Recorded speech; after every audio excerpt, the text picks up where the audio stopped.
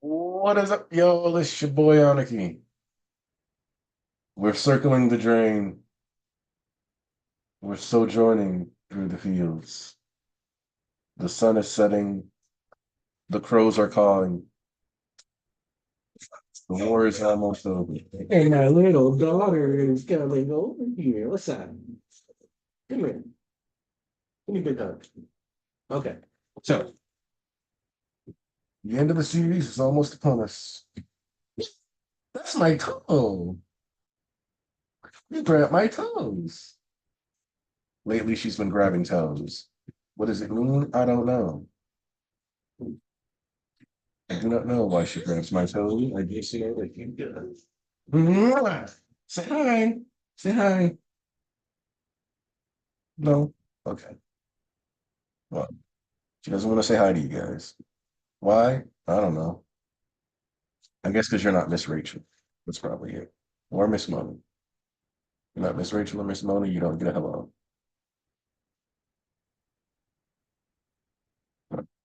Just remember that. All right. Let's see. Make sure this is public. Because it should be. Yep. All right. Oh, here's the building. Hey, it's okay. We got Devontae Camp, MK the Baby, Tiger Blaster. Yeah, two more chapters, two more Church of MHA episodes. Then it's Jover. Oh, what's my princess fussy boy yelling about? Here, eat this piece of burrito. No, you don't want that piece of burrito?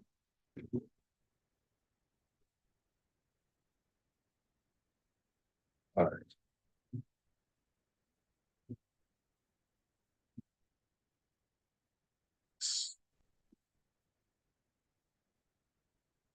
All right. People are pissed with this chapter. I saw people complaining about ship stuff with this chapter, which I mean, it's the final chapters. There are ships that are cracked that probably just won't come true. And there are people who said they knew that that wasn't going to happen, but don't actually mean that. And there's people who do. So we'll see what happens. Fine. You steal my pillow? Why do you always take my neck pillow? Your dad needs that. Thank you. Thank you for putting it back. Thank you for putting it back, precious daughter. Hey, Lamar Arrington. Oh, it's not even the ships. It was something else. Okay. That's all I've seen come out of like a lot of the chapters lately is ship discourse and people like stuff winding down.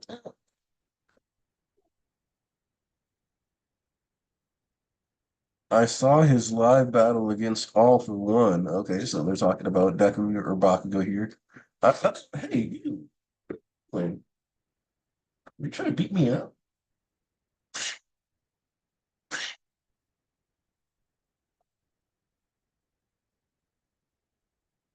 that's that big smile. Mwah.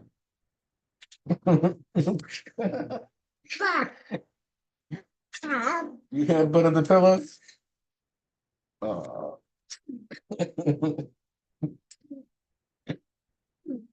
Okay. You a silly baby. Playing. I'll put it back over here, okay? Is that okay? No? Okay. I've been a fan of Todoroki since the sports festival. Same. He's the reason I chose this career path. Same here. Me too. Please understand that your role models are only human. You mustn't hound them, lest you turn into an unruly mob and frighten them. Happy to chat, but it takes but one at a time, please. And the Ichigo, see, it takes a lot to make Todoroki flee from a conversation. They were running in the hallway, Prince. You hear me running. Not Bakugo. Bakugo trying to get him to snap on him for running in the hall is hilarious. So they said, get him, class press. Oh, man. Indeed, rules exist for a reason. Furthermore, they're still kind of listening in the wake of their battle. So grant them the rest and repose they require. Oh man, Fida is on it. We're sorry about this. We spotted them and couldn't help ourselves. All right. And then we got Shinso. I would have thought Bakugo relishes an adoring crowd. What on earth are you trying to steal your daddy's allergy meds again? So funny. Can I have that? Thank you. You're so great. What's that over here? Like, give me five. Come here, fussy butt. Here, you can sit up here for a while. Ah, so you sit up here. All right. Even he gets flustered by that many, I guess. You got sit around Shinso. Meh, must be nice. You got Kaminari being jealous. Girls have always kept their attention from Kachan, so maybe he's not used to female attention. I've known him for years. Shinzo, oh, surprising. Mineta comes in. Not surprising at all, damn it. I'll give the guy props for his heroics, but bad boys do not deserve to get chicks.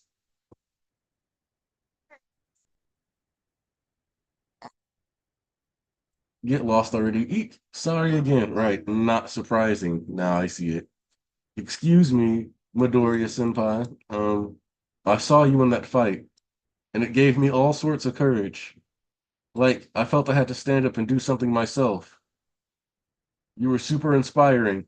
I really mean it. So, thank you. I'm sorry to bother you. Hey. Oh, okay.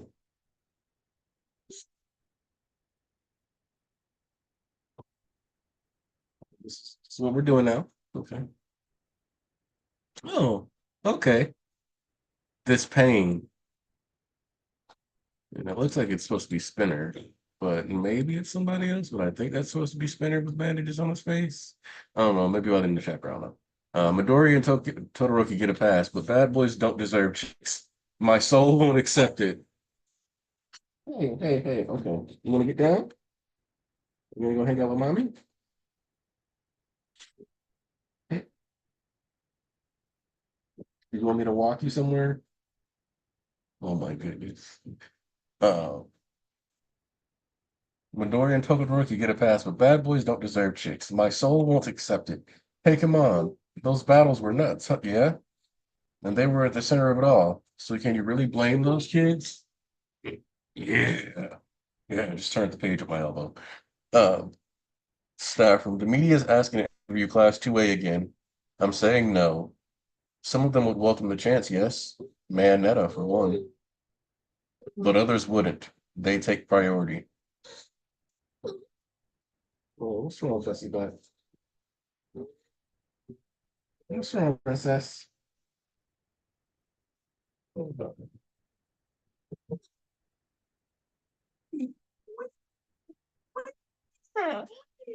What's up?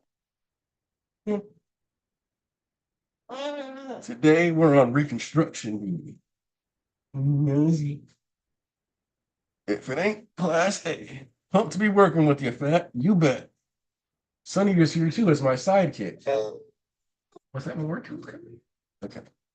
This way, you all. Bring all metal over here, please. And we got Momo helping direct it. First, is that Deku just pushing stuff with sheer regular strength? Uh-huh. Yes, it is. Quite the damaged denim, aren't you? You really ought to be recuperating, yet here you are. Kachan doing light lifting. So you're still a pipsqueak. Worry not. I'm recovering, albeit slowly. I even have hands now. Horikoshi, look, um, you know, as a man who spent quite a bit of time calling Ed Shot G string, It's still a little weird to see him like this. Just there's a part of me that gets why he lived, because I mean, I'm gonna be real with you. I don't know how I feel about Bakugo taking that many L's as far as hero careers ending for him, but I also feel like the man did say he would die. So I mean, why not take him out? Also, that Bakugo scar is ridiculously stylish. Will you ever get back to the normal? From the outset, I intended to seize the day in triumph. Yeah, he needed that though. You can tell by the look on his face. That's a smile that says, "Thank God I didn't cause another hero to lose it." Uh, we got Ochako and them doing all kinds of work. Hey, youngsters, how about lunch? Hey, check it out, onigiri for us, really? When we saw you bunch fighting the good fight, we realized we had no business sitting around moping. Can't ask you to handle this job all on your own. No, we're ready to step up and do our part to rebuild too. All right, so this is a part of the social change. Um, Especially poignant to have old folks involved because that shows that it's not something that's going to only matter in 20, 30 years when the people that were young going through this get power, but rather it's going to start taking effect and you're going to see the ramifications of that rather quickly. um, so the fact that you have old folks stepping up and not trying to just sit on their laurels and let heroes handle all the reconstruction, et cetera, and at least going out of their way to try to feed them and make sure that they're sustained to help them shows that people are taking a more active role in bettering society instead of just leaving it all up to other people. Uh, what is going on here? There we go. After this awesome piece you laid out, we'll finish the job today. Might be a little short-handed to get it done that quickly. Huh? No other bus was scheduled to show up. Sorry, Eraserhead. My class insisted on apologizing. We're sorry again about earlier. We didn't consider what you've been through. These first years are seriously intense. And why did you humor them? Their extreme remorse got to me. You senpai fought so hard for everyone. So now we want to help you out in return. We may not have our provisional licenses, so the school year's only just begun. But please let us do whatever we can. Attend to minor tasks, okay? And don't be getting in the way of the second year students. Yes, sir. These underclassmen are mysterious entities for real. We didn't prep lunch for so many, though. It's fine. We ate already. Not sure how this came about, but I suppose one turn of good hard work inspires the next and so on. Ochako? Yeah. Little by little, things are taking a positive turn. What a relief. That's all. Oh, that boy is he's feeling feelings. He's feeling feelings. He's feeling feelings. That boy is feeling feelings. Let's see.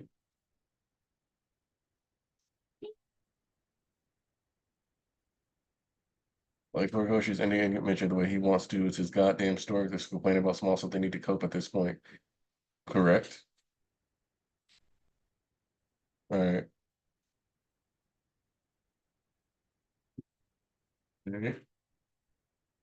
And the point of Sue being there is that I think she was there. All right, 7 p.m. They eased up on the dormitory requirements. Those who wanted to move back home were allowed to do so. Also, hold on. That's all. I'm good to you. Anyway, which onigiri flavor do you want? Deku, Takana, greens? Wow, same here. Yeah, Takana and Umeboshi. Pickled plums are top tier flavors. They're both not fully themselves.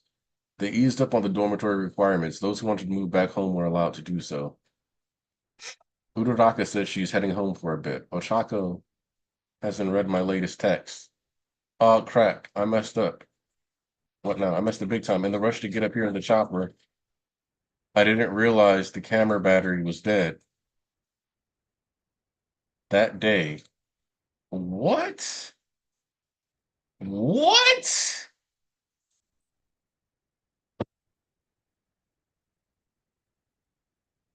Ochako. All right, Hori, why you do the homegirl like that? That day, there was no camera to capture the end of our battle. The cityscape's looking back to normal already. Little by little, things are taking a positive turn. What a relief. Feels like nothing has gotten better ever since then. It's like the sun is setting and the shadows are growing long. Unlike those other times, it's really over now. Everything's been settled because, you can kind of tell that both her and Deku have been a little spacey for these past couple days, chapters. You know what I mean. Time-wise, I'm pretty sure it's supposed to be like a couple weeks, days that we've been seeing. We've been seeing a couple of passages of time through a couple of days. So you can tell her and Deku have been spacey. So they're obviously thinking about the aftermath of everything they went through. Feels like nothing has gotten better, and that's a good thing. The world's facing forward and ready to bring it all back. I love the fact that everyone's smiling again, and I don't want to be a party pooper. That's why, just like before, I'm dealing with this lasting pain by shutting it all away. And Deku, using one for all, calls out to Ochako, who's crying. And this is basically the full-blown confirmation of the death of Toga, which, like I said,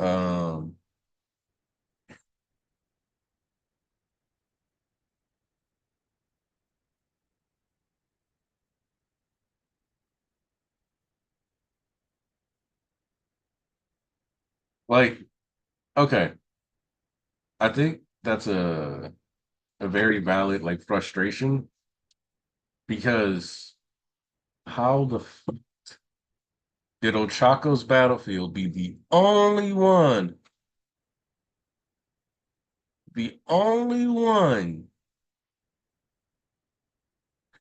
um whose battle has some finicky camera batteries died, and on one hand,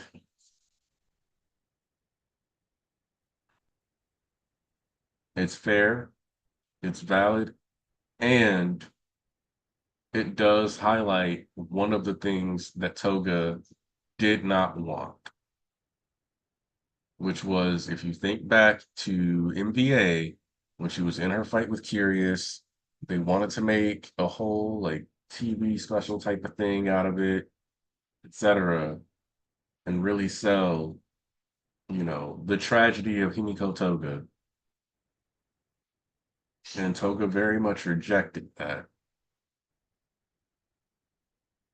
But so for Toga, I guess she gets one thing she wanted, which is not to have her life and sacrifice used by media to push agendas and do whatever, at least not by people she wasn't friends with, because Spinner's going to obviously talk about the stuff they went through.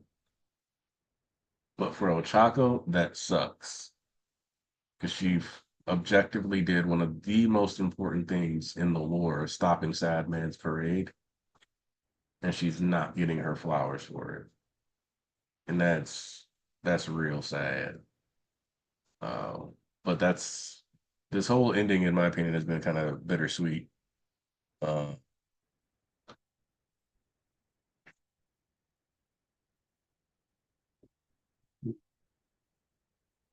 Man, I wish I could see what message got retracted.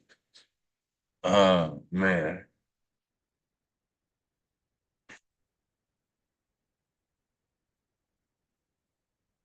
What's up, Coyote? Was a good game? Shoot, how you feeling? Pulled up all nighter just to pull up to the stream, bruh. Well, I know you don't like Toga that much, so I know you're not as invested in this, but I don't know. I think of like when I look at Toya, when I look at Shigaraki, I still think that Toga was possibly The most like it's redeemable, you could say, or more well, able to like. one Toga is probably the more redeemable one, but I also think that maybe we only feel that way because Toga's because Volk had a tweet that went viral that I saw people like discussing, like, fine, make Mhm. Toga Chico, whatever. And he was like, she's a serial killer that interacted with Uraraka like 3 times total. And it's really weird that people don't like admitting Toga's a serial killer. Yeah, yeah, that's one of the things that every time I always hear like the Toga gets redeemed, like she doesn't need to go to prison. That's like I'm not. No, she was very clearly a serial killer, very clearly in Like, high school and middle school, and she continued that streak, as we saw in and season 2 of the anime. yeah, so I'm like, well, no, she was a serial killer. She did kill people. Like she did run the streets catching bodies. Like that's not up for debate. Like that's not a Yeah, I think negotiable thing. the thing is like people wanted more because they believed in the whole like if we're gonna save someone in My Hero, then that has to absolve them of their crimes, and if we don't absolve them of a crime, then we failed as a hero society. Where I think that's where a lot of the people were going for a lot of the villains were is like that's their point of view is like we failed as heroes because we didn't particularly like help them relive in society, which I don't really think that was generally a possibility because of all the destruction and death they caused. Like, yeah, sure, we could help her rehabilitate a future version of Toga, but I don't really Yeah. think we could have done this And version. and in regards to that's what I was gonna say. We don't actually see Toga do a lot of killing though, outside of like MBA. Yeah, We see her steal blood, so like her murders aren't as emphasized for the juncture of the story that we are interacting with her.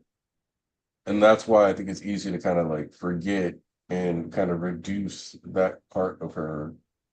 But for Ochako, the thing that made her pivot, because she is their second encounter or her second knowing encounter, I should say, um, where she ran into her her PLW and she flees crying, and then she's like, wait, because as far as she knows, throughout the entirety of her life that she's had any awareness of Toga, Toga is a crazed serial killer who has broken into their school before or broken into their exam and stolen blood from people. yeah, That's what she knows about her. Toga basically like violating her, like what could have been perceived as her personhood and like turning into her and all that other stuff. She doesn't know about the more loving side of Toga. That wasn't something she was exposed to. And the way Toga loves is so different. Um, most people, like you ask most people, and if somebody comes at them with a knife, they're never going to assume that person likes them. They're yeah, attacking you yeah. with a knife. Like, so, Especially in like, Camino, or not Camino, the first training camp where she literally stabbed her and yeah. Sue and, So took the there's, blood. so yeah, there's just like a straight up disconnect in how people perceive Toga and Ochako's relationship versus Ochako actually meeting her like 3, 4 times total in canon and having perspective shifts and wondering if something more could have been done because she realized that as much as she had simply looked at Toga as a villain, uh, there was clearly a teenage girl just like her behind those killings. And maybe so it makes her asking, why is this teenager doing stuff? And that's important. I also want to talk about, like, touch on that barrier gaze thing. Like, Very gaze. I don't necessarily want to try to tell you it isn't barrier gaze, but like, I don't think that's the intention. Um, because I think Toga and Twice specifically serve a very important, uh, like they are the heart of the league of villains. And a lot of people will say like, oh, like Spinner's the heart of the league, but I think of Spinner more of, especially with where the story has come now, as the mouthpiece of the league. And even when you look at his role during the final war arc, uh, he was a mouthpiece. So I think Spinner is mostly like, as he's been said to be, the person who spins the tale. Uh, whereas Toga and Twice represented the actual love for each other that existed within the league. Because it's no coincidence that Twice dies and everything about the league just feels disconnected. Like as soon as Twice dies, yes, they ride off on Makia together, but Compress But gets they don't really abandoned. feel like a family at that point. Yeah, Compress gets abandoned. Toga obviously still cares, but it's like the only thing that's really got her left is like that love for Deku. The and she was separate from the league in the end of the war. She had to find her way back to them. Yeah.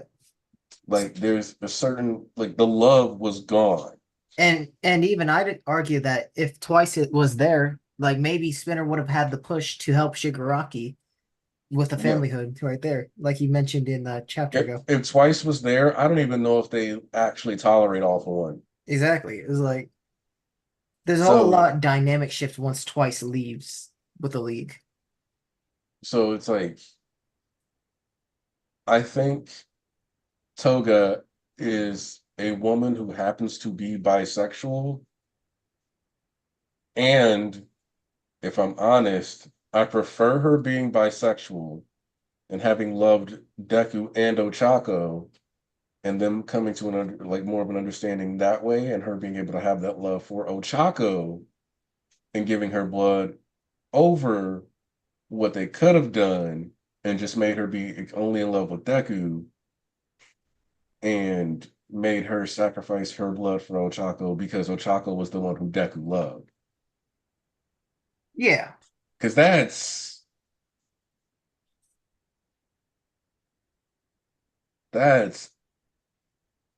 Toga would deserve better than that. Uh,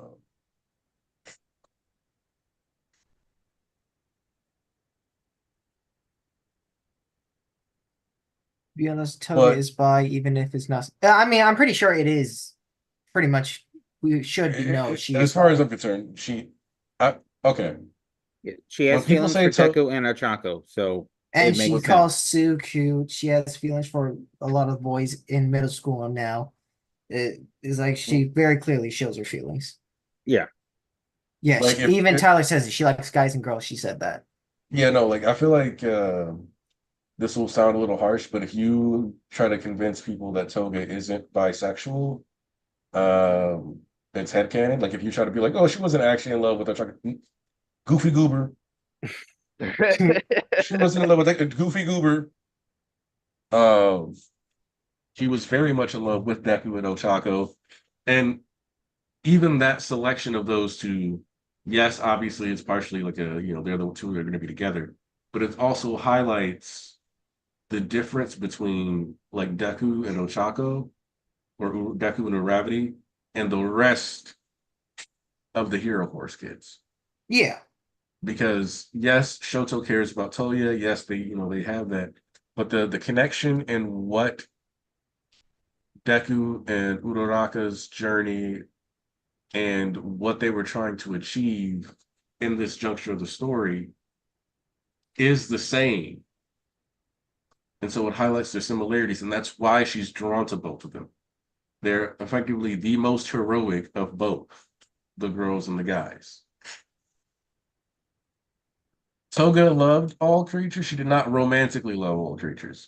We're not going to say she's a pansexual. That feels a little extreme. Uh,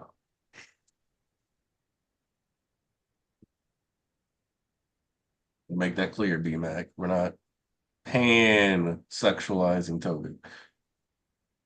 The best example of twice holding the league together for me was Overhauls when they were told to join the Hisaki. Hey, Church, see if you agree with this take or not. The League are a marginalized group, so having them die or be incarcerated with no point of rehabilitation has people feeling some type of way, especially after this recent interview Horikoshi did. Anyone want to start, or I haven't seen the recent interview, so somebody can link that to A me. lot Yeah, of yeah, people, or a lot Thomas of got it. people took the interview and went way too far in it. Let me grab it. Yeah, somebody send me that. Whether let me know if you send it on Discord. Actually, or send it here, on I'll Twitter. send it to you on Discord. I got it right now. Okay, Yeah, perfect. good. But the first thing I want to say is that the league, to me, while yes, they do represent a marginalized group, Sent it through DMs. they are also, and this is really important in my opinion,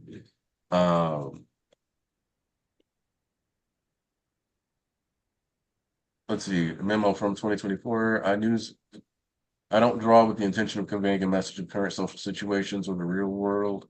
I draw with a sense of responsibility towards the world of MHA. I'm always thinking about how I can make the manga interesting. I always wonder if Japanese mangaka, or like if mangaka say stuff like this because they mean it, or if they say stuff like that because it's not worth the hassle of admitting you critiqued your culture and having to risk everybody freak out. I genuinely do wonder. But I think the problem with like rehabbing is that you have to know how to write a rehabilitation arc. And that's really hard to do with any character that represents a final villain. Yeah. It also is one of those things where this is a world where realistically, if we're gonna say rehabilitation is a thing, you have to be willing to say that certain consequences are discarded in story. Because, like I said, me and Aniki were discussing. Toga is a serial killer. Dobby's personally a serial killer, 30 killed. Shigaraki's killed thousands. You know, a lot of these people have killed a lot of people. They're terrorists. They've done a lot of horrible things. It comes to a certain point where it's like, what would really justify them not being in prison? Like, compared to Muscular or Moonfish, maybe we can rehabilitate them. You know, it's like, it's a slippery slope where if you can just let them out of prison and rehabilitate them, you got to do it for everyone else. Fuck it, rehabilitate Chisaki.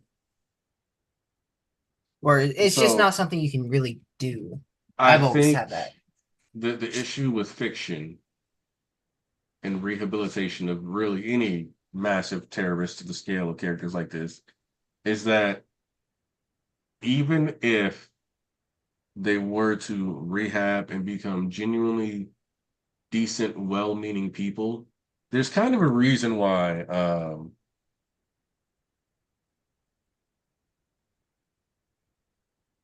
there's no big YouTuber that I'm aware of that actually does good MHA content.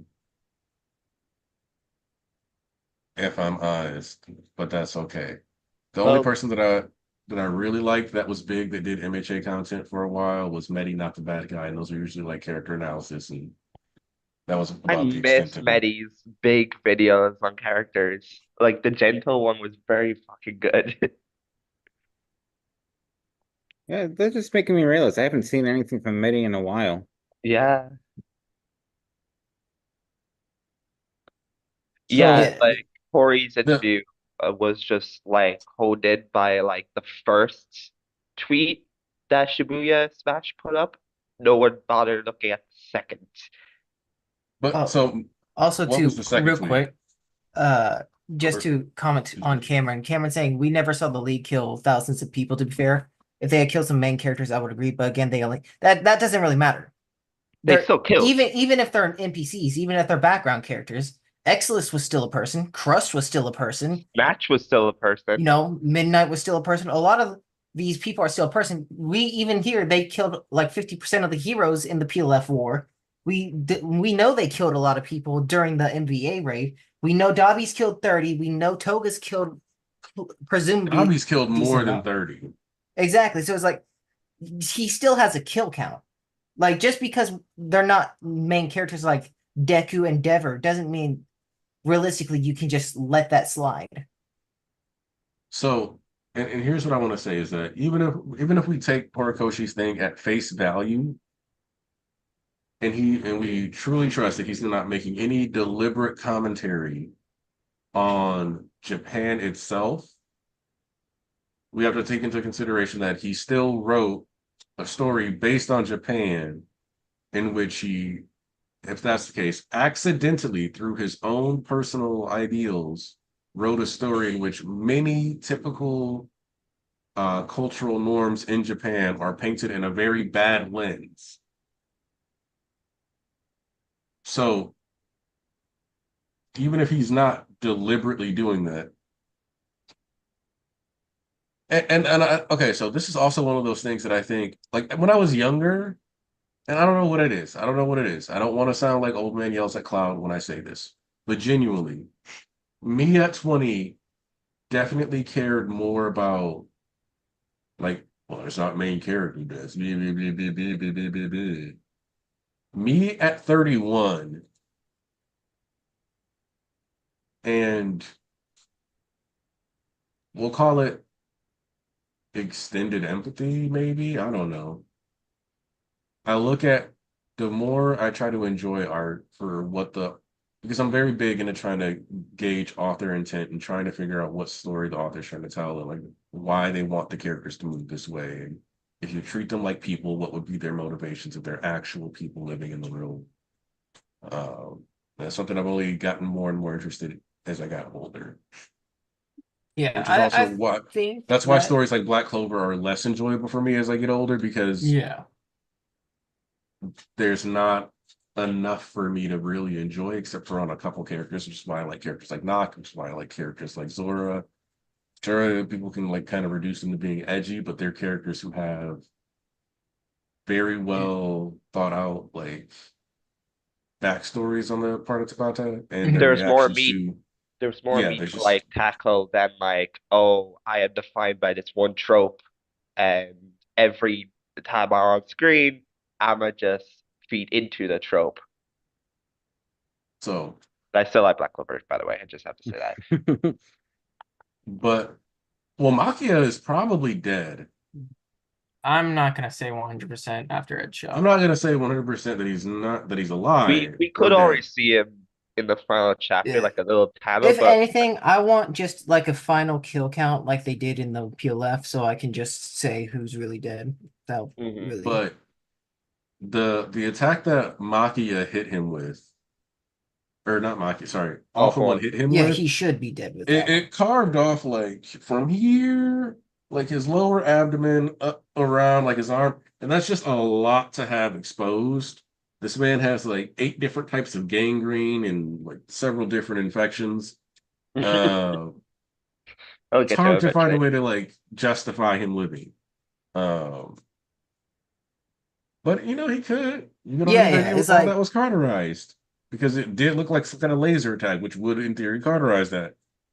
yeah. It's like he can live like at this point I don't really care if he dies or not, but it's like he that's definitely if he doesn't reveal it, I'll just say he's dead. Like Yeah, fuck it. Like that's all there is to it. He's Take at dead. it. For the rain.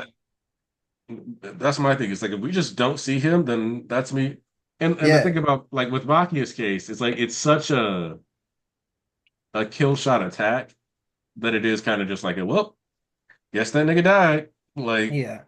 It's also one of those things where it's like if Maki's alive, I don't really see what would be added to like the story in these last two chapters if he was alive. So I don't know. I feel like he's just dead because there's nothing really to add besides oh we're just keeping him gassed up. He's lost his will to serve or something. the only thing it would do is highlight that Hero Society still has Wait.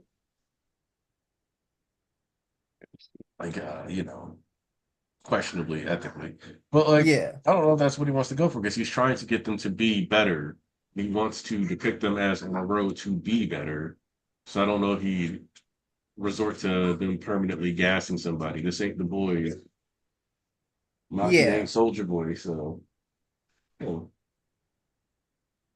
Yeah, the last time we see Also, Makia is in chapter 416. Yeah, where It's he in the panel slumped. where Hawk and Tokoyami are slumped on the ground, and you just see him lying down. That's all you see of him. Yeah, I But remember that specific panel because someone on Twitter was trying to convince me Mountain Lady was fucking dead, bro. nah, my lady ain't dead. He wouldn't have died either way.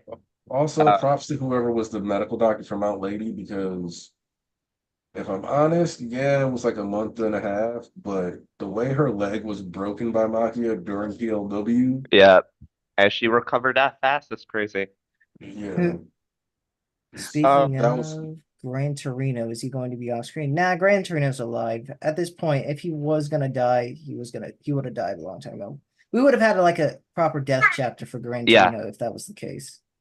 Yeah, like we saw him churn Deku one during the battle. So it's, I mean, we're probably not going to see him again, and I'm okay with that. But If we do see him, it's like for like Deku's graduation or yeah. some small panel where everyone's just I mean, happy for him. when you look at like the last war, the only oh, reason don't why keep we that never up. got to see Midnight's funeral is because we just didn't have the time for it. I Now disagree that with the that, world, but no, what I mean is like the world didn't have time for it. Now that we're mm, in like a more calm, the war is over, society's being rebuilt, we would have had a quote unquote I funeral. don't know. I feel like they could have done the funeral in the UA area. They do that for a lot of schools when someone dies. I mean, They I could bury see a them in the mass UA. funeral coming up towards the end of the series, Yeah, or like If we towards the see it like here, last I'd be fine with chapter. it. Yeah. but I Oh, don't think okay, Criteria will okay. die I just learned this over regardless. my headphones. I think we are past because everyone's like, "Oh, Gran Torino didn't die. He should die."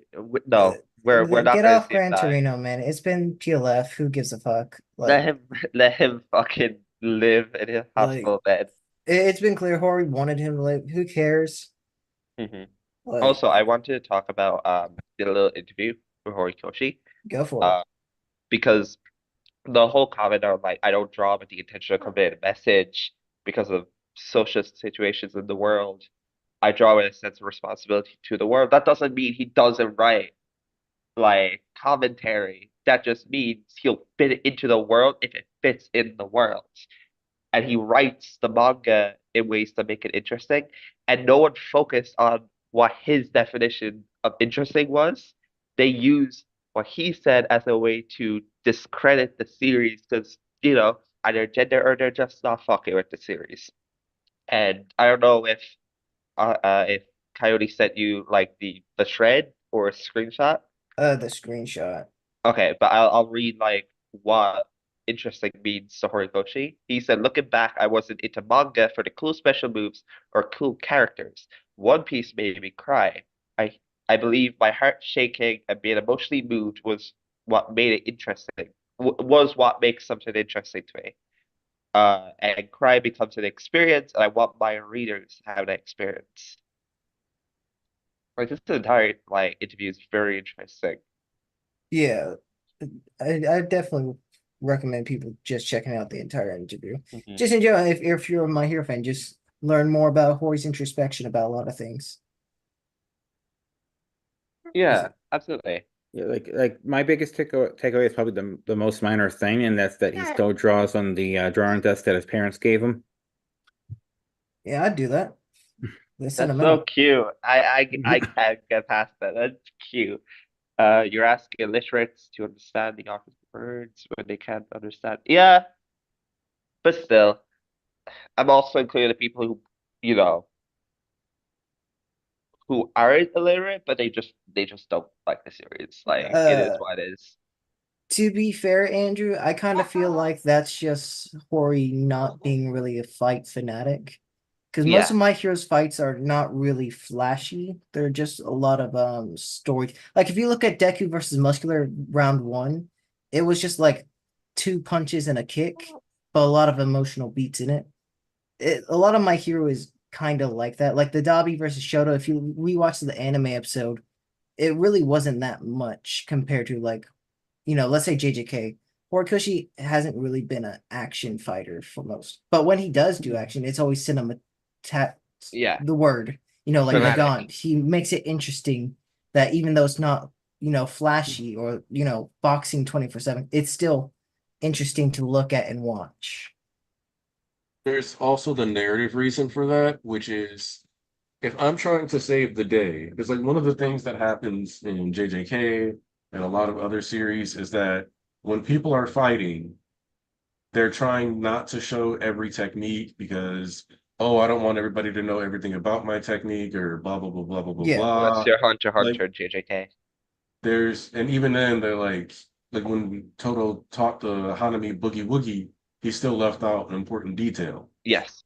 So there's always like this extra, and there's people in My Hero don't fight to limit test either. They're not like, oh, I'm gonna see if I'm the strongest, blah blah blah. Like they're not trying to do all that. If somebody's holding back, well, it's because the attack has serious repercussions. Even They like use it. this time, Bakugo is like commented on where he limits his moves in order to take care of his surroundings. Yeah. Like but he is still set the goal, and this is one of those things that it was highlighted, especially in the Endeavor Agency arc. You are trying to put people down as fast as possible. Yeah. And that is conveyed in every My Hero fight. Like the longest, like some of the longer fights visually are the fights that, or like where you see people doing lots and lots of moves, are like sports festival fights. And Yeah. the Endeavor versus Hood. Yeah, and Yeah. Endeavor wasn't trying to, kill Hood at first. And the longer a fight goes in My Hero, like I want you to The think bigger about the how chance for collateral damage. like you'll see okay, And Megumi versus exhaustion. Reggie is one of my favorite fights in JJK. Just straight up one of my favorite fights in JJK.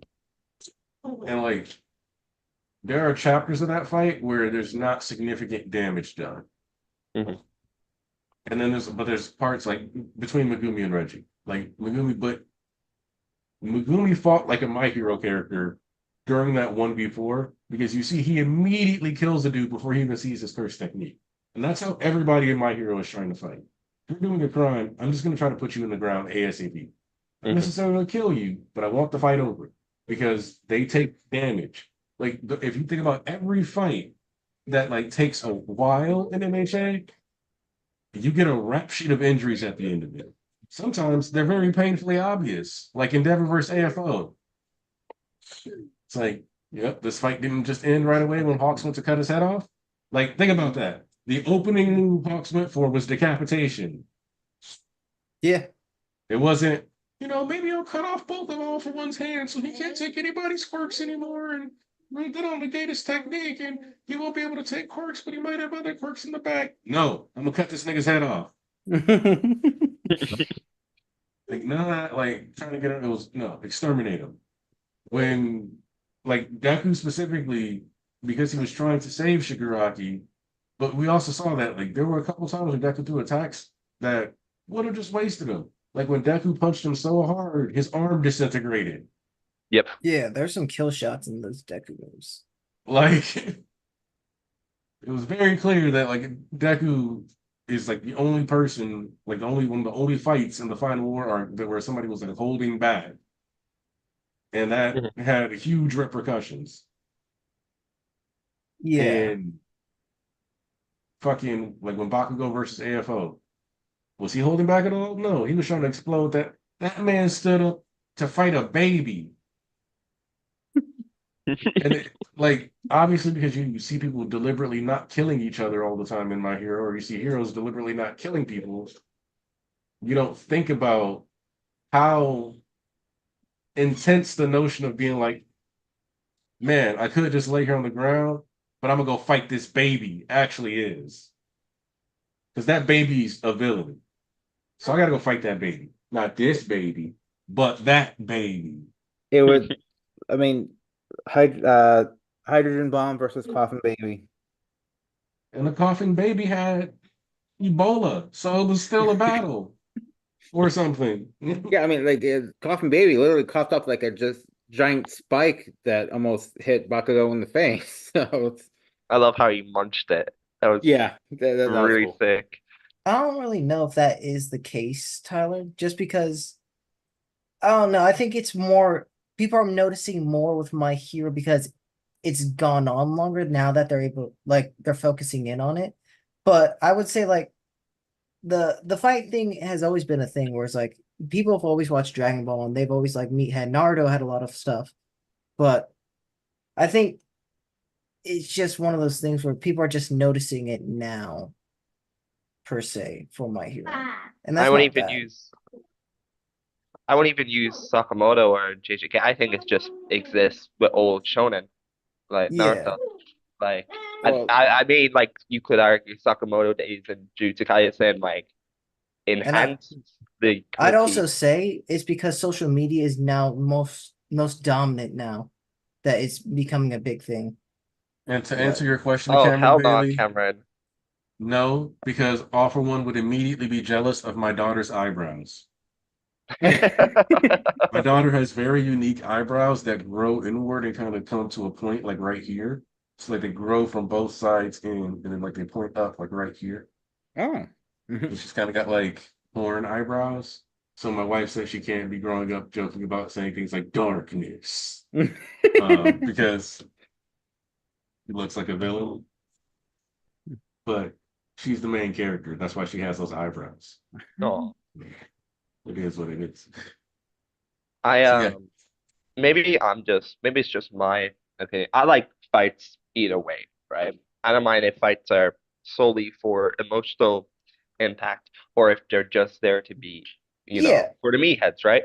Like the fight with Bakugo in this newest episode, right? Amazing, it stunning, was stellar. crazy good. It was Yeah. crazy They good, right? When they they played had Spirit to Explowling Succeed, looking good.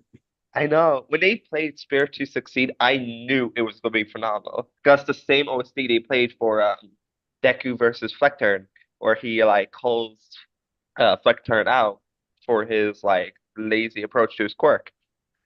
Um, and it's just really great. And that fight isn't well, technically it's still one fight, right? Like from start to end. Mhm. But it's a new stage, and the new stage of that fight ended so quickly.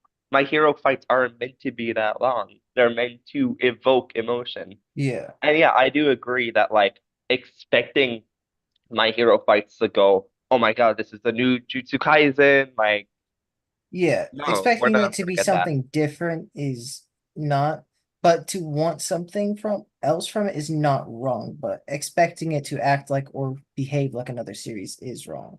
That's the Yeah, best. you know what? I agree. I think that like we're in the final war, or technically at that point, right? In the final war, expecting a bit longer fights with more fist thrown like Mirio or Yeah, Deku. because I'll give That's you an fair. example. I I get that. like Kunita. I expected more from like a Kunita, but it's like Oh yeah. I can't really be mad. It's kind of like what My Hero's always been. Like Moonfish got fucking folded in like 3 pages in his first appearance with Tokoyami. You know? Yeah, I think people forget, but like as a league player, we have a term for this kind of battle. It's called League of One Shots. And every time you can get somebody one shot in My Hero, the person who can do the one shotting is going to take it. Because if you are a villain, and this is something that is like the significance here is that this is not JJK, this is not Bleach, and this isn't to slander Bleach or JJK. But, and I want to use Bleach as my core example here. When Ichigo is fighting Byakuya, there's Senbon Sakura petals everywhere, and you got all these petals, and they're all basically swords. If I come into this fight and I'm not on the level of both of these characters, there's a chance I get nerfed just for being in the same room as them. In addition to that, there's a chance I just straight up die. And if I lose sight of somebody, there's a chance that that really screws me over. There's a whole bunch of extra factors. But one of the main things that I want to point out is that time is not super important in a lot of these battles. But in every fight in My Hero, outside of arguably the war arc, and even then, I would say during the war arc, every battle you have is not a true 1v1. Yeah. In the sense that if you are a villain, you are fighting this hero to get away and hopefully not have more heroes jump you. Similarly, you are hoping that more henchmen don't show up with your hero. You're hoping that the villain doesn't cause collateral damage. Woo woo. But like if you watch a show like Bleach, or you watch a show like JJK, or if you watch a lot of these shows when they have these kind of like more magic oriented systems, a lot of times people don't want to jump in. Like even Yeah. if you're on the same side, unless you can get a really nice cheap shot, you're not getting involved. I'll let you guys handle it. I'm gonna stay in the corner. Have Like fun. I was gonna say and Dragon Ball Z doesn't have a lot of That people was jumping my in. first thought. Unless you're Goku and Vegeta, then there's not gonna be a lot of jumping. that's part of what made KNY like fights more engaging for some people is that pretty much every KNY fight was, yeah, I'm jumping in. What? Yeah, I'm jumping in. There was Yeah, nobody being like, I need a 1v1. And except I think maybe Rengoku. I think Rengoku might have tried to fight Akaza 1v1. yeah. And that was solely because them little niggas would They're have been pink yeah. smears. Like, there was no reason That or Yeah. puts them in danger. value Yeah. in Tanjiro, Inosuke, or Zenitsu joining that fight. They would have been slaughtered here and then. Yeah. Even with their even if they were at full health, it would have been game over. Yeah. And to mention something real quick, choreography in like manga isn't just like throwing hands to hands. It's all about paneling and perspective of movement into each next frame. So when Yes. Mirko jumps onto, or when she's fighting the high ends, when she's saying click clack clacking and then jumps and they're all trying to fight and she's jumping on the high ends tentacles and we see her moving from side to side. That's choreography, even if they're not throwing hands to hands. Hmm. A lot of it is more so on the framing, the details, and a lot of like the clearness of how something looks. Yep. Like throwing hands is some choreography, but it's also a lot more into what makes a fight than just I throw out my power. Here's my power. It's a Absolutely. lot more. So yeah. Um, I do want to like talk about the chapter for 1 second. oh Yeah, yeah, go yeah. for it. Because something I really love about this new chapter is when we see Uraraka alone. Mhm. Um, she's like prior, like I love how Hori gives enough space where Deku could have been there, right? But also prior to this moment when they were like looking out, it was a destroyed city. Now it's the city is being rebuilt, which kind of can represent like prior it was like Shigaraki and Toga's like um involvement in destroying society, destroying like the city. But now that it's being rebuilt, it feels to her you can like kind of imply like Uraraka's feeling, yeah, everyone's forgetting Toga because of that damn like um cameraman, which still biggest fumble of that entire crew. I do want to like just highlight that Uraraka because I've seen a lot of people like try to make this controversy, right? Like, oh, like why is she sad right now? Why isn't she happy?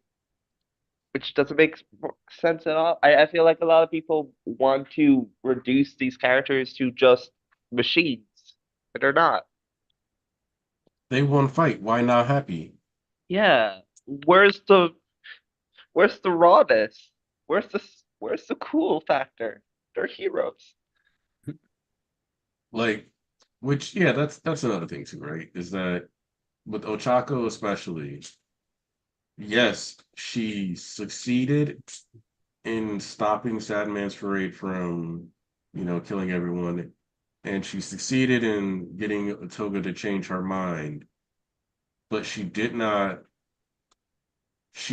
realize that in doing so, there was not a life effectively, there was no life for Toga beyond that salvation. So she saved her just so she could die. And that was something that I don't think Ochako was fully ready for. And Toga, and I think this is something that highlights that Toga really did care about Ochako, because she was like, what are you going to do? Visit me in prison every day for the rest of my life to give me blood? That's no life for you. Toga finally understood, like, oh yeah, no, I needed to do something different, but I like can't go against what I've been doing this whole time. So instead, I've been viewing love as taking, or like me getting to take from people this whole time. And so I'm gonna die giving something. Been taking lives, taking blood. I'm going to give blood in my life. She finally had a more complete understanding of love as something that you give and take. And it was her time with the league that helped get that in motion, because they gave her a place, and she like took from them that like solace or whatever, but she gave them her efforts, her espionage work, etc. And so the fact that she was doing both kind of is what put her in a position for Osaka to be able to get that information to her. So nothing, Yeah. I would say nothing about their journeys in the league is wasted. It just so happens that it came to a tragic conclusion. And the only reason why I consider it bittersweet is because she still wanted to stop the crime, but I do think it's more bitter than sweet. Oh, yeah. What up, Seth? I'm sure you got Hey, some Seth. thoughts that I can use to Yeah. cover the fact that I gotta take care of my daughter. Well, I was actually gonna, comment on your point you mentioned to Cameron's comment about people being upset about Uchaka failing to save Toga. I was gonna backpedal, Spit. or hog tie on to your comment is well, necessarily, like, we it just depends on how you necessarily view save, because there's two different kinds of saving in manga, world. Is like, you can save someone mentally and spiritually, or you can save someone, obviously physically, which would be, you can either save Toga and stop her from going to prison, or you could save her mind and mentally, and redeem her in the last bit of moments, which you can argue it or not. It's really all perspective. I can argue that Toga could have been saved mentally, or just mentally and spiritually, because she chose to be good and save Uraraka in her final moments. She realized what she did was wrong. Although she didn't want to face the repercussions of her consequences, she did realize she went about it the wrong way, and that she did have another option in another life. So in a way, she did get saved by Uraraka. It's just that her body, yeah, I understand. Wasn't you, Cameron? It's other people. Is that her body may not have been saved. She may have died or not. But if she did die, she was still saved in her last moments, because she did do a turnaround. So I don't really agree with the whole Uraraka failed because she died and it's the same as Night Eye. I don't really agree with that.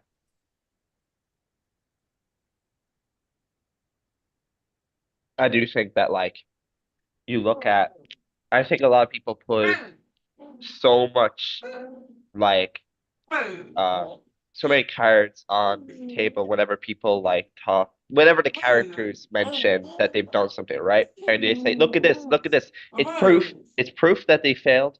Because we know, like, next chapter where Deku talks to Uraraka, she's going to say, I failed, and people are going to use that as fuel for saying Uraraka failed, but she didn't. The fact that Toga, like Kyrie said, um, like, gave up her blood to save her, like, that's proof that in a way Toga got saved. To be honest, I think the discussion kind of misses the The tree point. for the forest. Also, good morning. Good Good morning. morning. Heyo. I think the discussion misses the tree for the forest. I'm not sure. So, like, it's not that the saving itself isn't important. Obviously, it is, but it's more like, what is the story saying about what happened? Like, whether you define Uraraka and Toga's exchange as quote unquote success or failure, I think what's important is what the author has to say about it, you know? Like, I think it's a very bold route for Horikoshi to go down because the protagonists are not, you know, they're not successful in the way they wish they were successful. To them, to them, I think this is a failure of sorts. They did their best, and yet it did not come up ideal. So I'm mostly just curious as to what the author's narrative approach is going to be. And that's where I agree, where just people like, you see, they failed. And it's like, okay, look, that's not necessarily the point, the like of the whole thing. Like, it feels like I feel bad to say it this way, but it's like a meathead approach, right? Where you only care about the fights and the action and the direct Well, results, like I not think a good the way for it to describe it, Seth, is people have like a preset motion of what they want for a character in the end that it doesn't matter, the other It's a outcomes. checklist. Yeah, they have their checklist of like, I want Toga to be alive at the end. If she dies or any other thing happens, don't like it, don't happen. Ass. I've Yeah. done it, but it's like that's what it is. like she's a character in a story. They're all basically quote unquote plot devices that exist to push the story forward, and that's going to include things that aren't on that checklist. Like twice dying, as terrible as it is, sets the entire tone of the conflict going forward. Like that is the, dilemma of heroes versus villains. So That is it is like regardless of how all the people want to nitpick that fight, say what Hawks should or shouldn't have done, the point of that exchange was to set the stakes for the whole rest of the story. It's a crucial fight. Yeah. I want to And say I love that Seth wasn't in here, and I'm pretty sure you were doing something else with your time, not like listening and being like, I'm going to come in at the opportune time. oh, One of the things I mentioned earlier is that Twice's death is a massive pivot in how like the league's relationship between each other goes, and like Toga is the other half of that because those two together are what makes like the heart and the love of the league. Yeah. oh And so, good. So we are in sync. I want to Yeah. ask. yes. So I just thought I was like, I want to hey. ask Seth a question here. Oh, sure. Do you believe the author is portraying this as a as a failure? Well, let's see. Hmm. What do you believe that the author is trying to say about this? I think first and foremost, the author is trying to be faithful to the characters' emotions and what they feel. I think Deku and Uraraka feel that they have, at the very least, come short, you know? Like, I feel like they feel that way. They're gonna spell it out for us directly, like next chapter. So, I mean, like, we'll see, right? But Yeah. I think in the author's mind that these shortcomings themselves are not the end of the story. Their lives and deaths are important for opening up the way to the future. That is how I see it. Like we're going to encounter tragedies and stuff in life, things that should have turned out better. Like we had every intention of doing everything right, but either we messed up or we misjudged people and or other people in our lives mess up and fail us. Like again, the onus is not entirely, I think, on Deku and Uraraka despite their position as protagonists. The reason they fail is because the villains also had an equally powerful drive behind them. Like it was very much a two-way interaction, and it was a synthesis. Like I said, I was so satisfied when I saw this happen. Basically the heroes and villains come together in battle, and then after that, that is the result that comes after that. That's what Horikoshi is writing towards. So I'm gonna answer your question with a yes, but, and the but is coming up. Is That's just how I see it. Like there are too many layers to this story to boil it down to a simple yes or no. Yeah. So sorry. Do you mind if I hop onto that question too, Squid? You can say whatever you like. Shit. I think it's a little bit of both. I think that for Toga, she was saved in her last moments by having the redeeming quality of saving Uraraka. That was her being saved in the last moment and realizing, oh yeah, I did something I wanted to, the last thing. I think that was her being saved personally for her. But I do think, as a repercussion, Deku and Uraraka will think that they did fail. But that is not a bad thing, because if they do think this, they will think that since we failed, we need to make sure this doesn't happen in the future as a society, as a collective type deal. I think that is what more so Horikoshi will go for. And I think that's more so the better path than to have Toga in jail just chilling. Because I don't know, I don't really feel like Toga would feel saved if she was just suffering in jail the entirety of her life. And I think that, so for me, I think with the way that the League of Villains has been depicted, I don't think it's a coincidence that the only person who's just straight up like serving a prison sentence and isn't expected to die is Compress. Yeah. The character who we spent the least focus on, because the question, and again, like even with that interview, like the question that Horikoshi's asking is that, like, if I create a society, because let's extrapolate it to, we'll try to say it's only MHA society. Well, the questions themselves will be really hard to ask without also looking at real society, but we're gonna take it at face value like some people were doing. If I create a society and within that society I set conditions that are very harmful to people within that society and they lash out, if they suffered for all of their lives because of what I did to them and with it as a society, do they deserve to suffer for retaliating the rest of their lives too because of what I did to them? Or because they gave me back what I gave them. And I think it's really hard to create a rehabilitative narrative around any character, like I said, that's a final villain in the story. Because, like, for example, if that's the case, and I also think that if we're going to go that route, we have to create space for AFO to be rehabbed. We have to create space for too many characters to be rehabbed, that it just goes from like, oh, this is like a way to, it's just you just don't want to. Yeah. If you're willing to rehab the finish. League, you're willing to rehab Chisaki, Muscular, and everyone And else. that's the thing, right? Like, if my hero went that route, right, where it's like the war resulted in All for One, in Shigaraki, in Toga, in like even before or twice, right? If they stay around and they got their rehab, no one is going to be happy. No one's going to enjoy it because rehab is such a like it's a very like touchy subject, right? It's something that like a lot of authors tackle, but it's not in a way that like is realistic. It's not a No magic matter, wand. yeah, it's not a magic wand. And the Yeah, reality is Moonfish that, as like, well. do I think of the characters, like, of the characters presented, I think there's a reason why Spinner is going to be doing art. Is art therapy, art rehab is a thing. Spinner is also the least egregious of, like, because even Compress has bodies.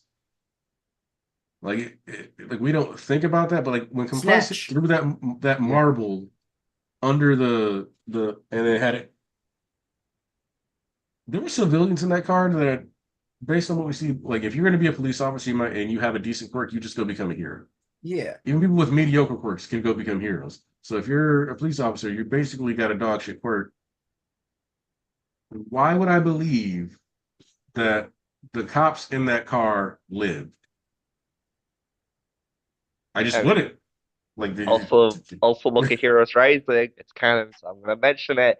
The whole chase scene when they were housing Nine, a lot of heroes there got cold body. I was literally saying they by literally killed Snatch in the overhaul, like when they were going to take his arm. Yes. Snatch died, bro.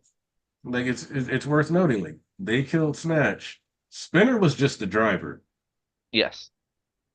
Spinner was also the most morally conflicted up until NBA about what they were doing. Yeah. So, yes, we do see Spinner actually kill people during MBA.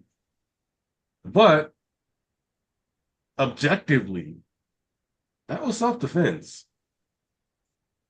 Like, they were being coerced and extorted to show up, and then they got attacked. So he killed people who attacked him. That's the only time we actually see Spinner kill anyone. Yeah. Also, Compress was the reason Midnight died. Yep. Yeah, Yeah. yeah. He threw the rocks and then gas And that could have masks. killed her just, I mean, the same, yeah.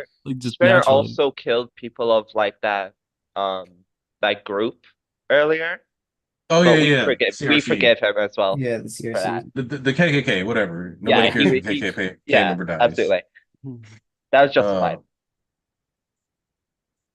I But, can't say what I want to say because the RNC is literally.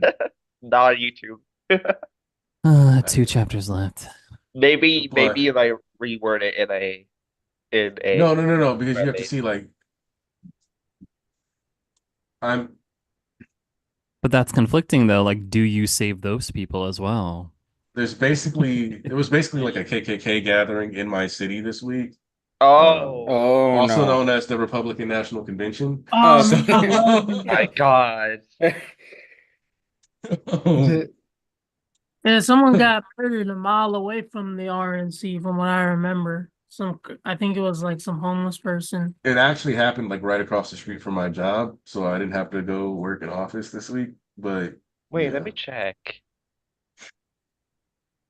Where's the because chapter? they actually I should have taken pictures of it.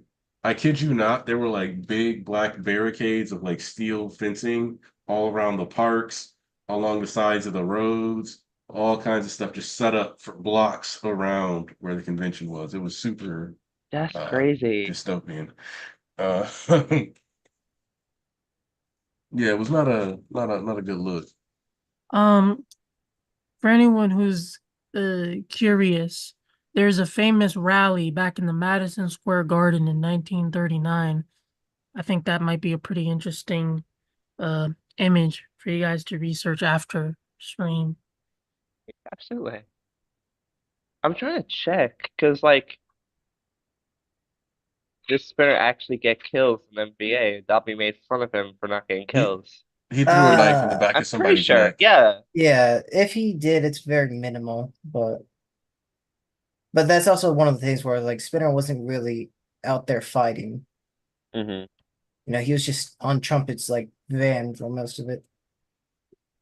Cameron Bailey. I also like to bring this up, Church, but the league doesn't have many kills as other shonen villains, so people give them a scot-free, if that makes sense. I I think it's actually funny think that- they do have a lot of I kills. think I was gonna say I think it's funny that people perceive them that way because They're They, not big character kills, I think that's why. because when you look at Giten versus Dabi, there is fire just shooting along the streets because of how big their clashes are. They definitely have like hundreds of kills. Look at Makia. Yeah. Like Dabi saw Shigaraki do that run through where he was like, like where he palmed everybody. Oh, he was on the wall, and then he like Yeah. Yeah. And Dabi was like, challenge accepted. And it just Like- comes down to like, I guess what you personally value, I guess, for kills. Like, let's use Mahito. Like Mahito kills like, the main 3 people or whatever. And people, always say he's like one of the worst villains where it's like, yeah, he's bad, but like Shigaraki's done a lot of fucking same shit on the word. It's just that Mahito kills people we see a lot. But That's a Like- question. Yeah, I really is that Because way, it's been a while since I watched and read Naruto. How many named characters did Madara kill? I don't think I actually think a friend told me that Madara didn't kill much people at all. He killed NPCs. Like I'm Yeah, pretty sure he killed like 10K. You said Neji. how many named people did he kill? Technically, Obito got that one. Oh, Wait, you mean like when he damn. was masking, Jubito. like, or you say Jubito killed Obito Neji himself? because he had the Yeah. wood spikes. So that was Obito's kill. I mean, in So Bleach as well, almost no one dies like permanently. technically, because Madara is like the top like villain in Shonen that people hold at a high regard, right? Like this is the standard in people's eyes. Well, standard is a tricky like word to say because the Yeah. JJK article, but still, um, if Madara doesn't have that much named character kills, but he killed NPCs like random like ninjas we've never seen before, Bums, then fodder, look at trash. Shigaraki, look at Toga, look at like twice Dabi. Like some of them do Also, have named character like also, deaths. what I'll say for Bleach is that at least technically, the people who are not dying are primarily supposed to be like gods of death. Yeah, So like they're beings of like technically a higher order or class, should Yeah. not die as often as. But at the same time, like, we do still see some people die. Some people fucking lose limbs. But I just think that in general, how death is utilized on a main roster is important. yes. And for example, like Attack on Titan did a really good job of making you feel like anybody could die early, even though there were a set group of characters that definitely were never going to die. Yeah, Or if absolutely. they did die, it wouldn't be until way, way, way towards the end of the series. Uh, and I don't think that's bad. Like, for example, I still think the Kame got killed is dumpster doo-doo juice water. Because of how they handled that, I agree 100%. And I know that is the popular opinion, but I'll still shout it from the rooftops. Like that anime, like it had a really good death in the beginning, and then the death's quality just slowly like Dwindled. dropped. Which show? Akame Akame got got killed. killed. The one where Oh, has that.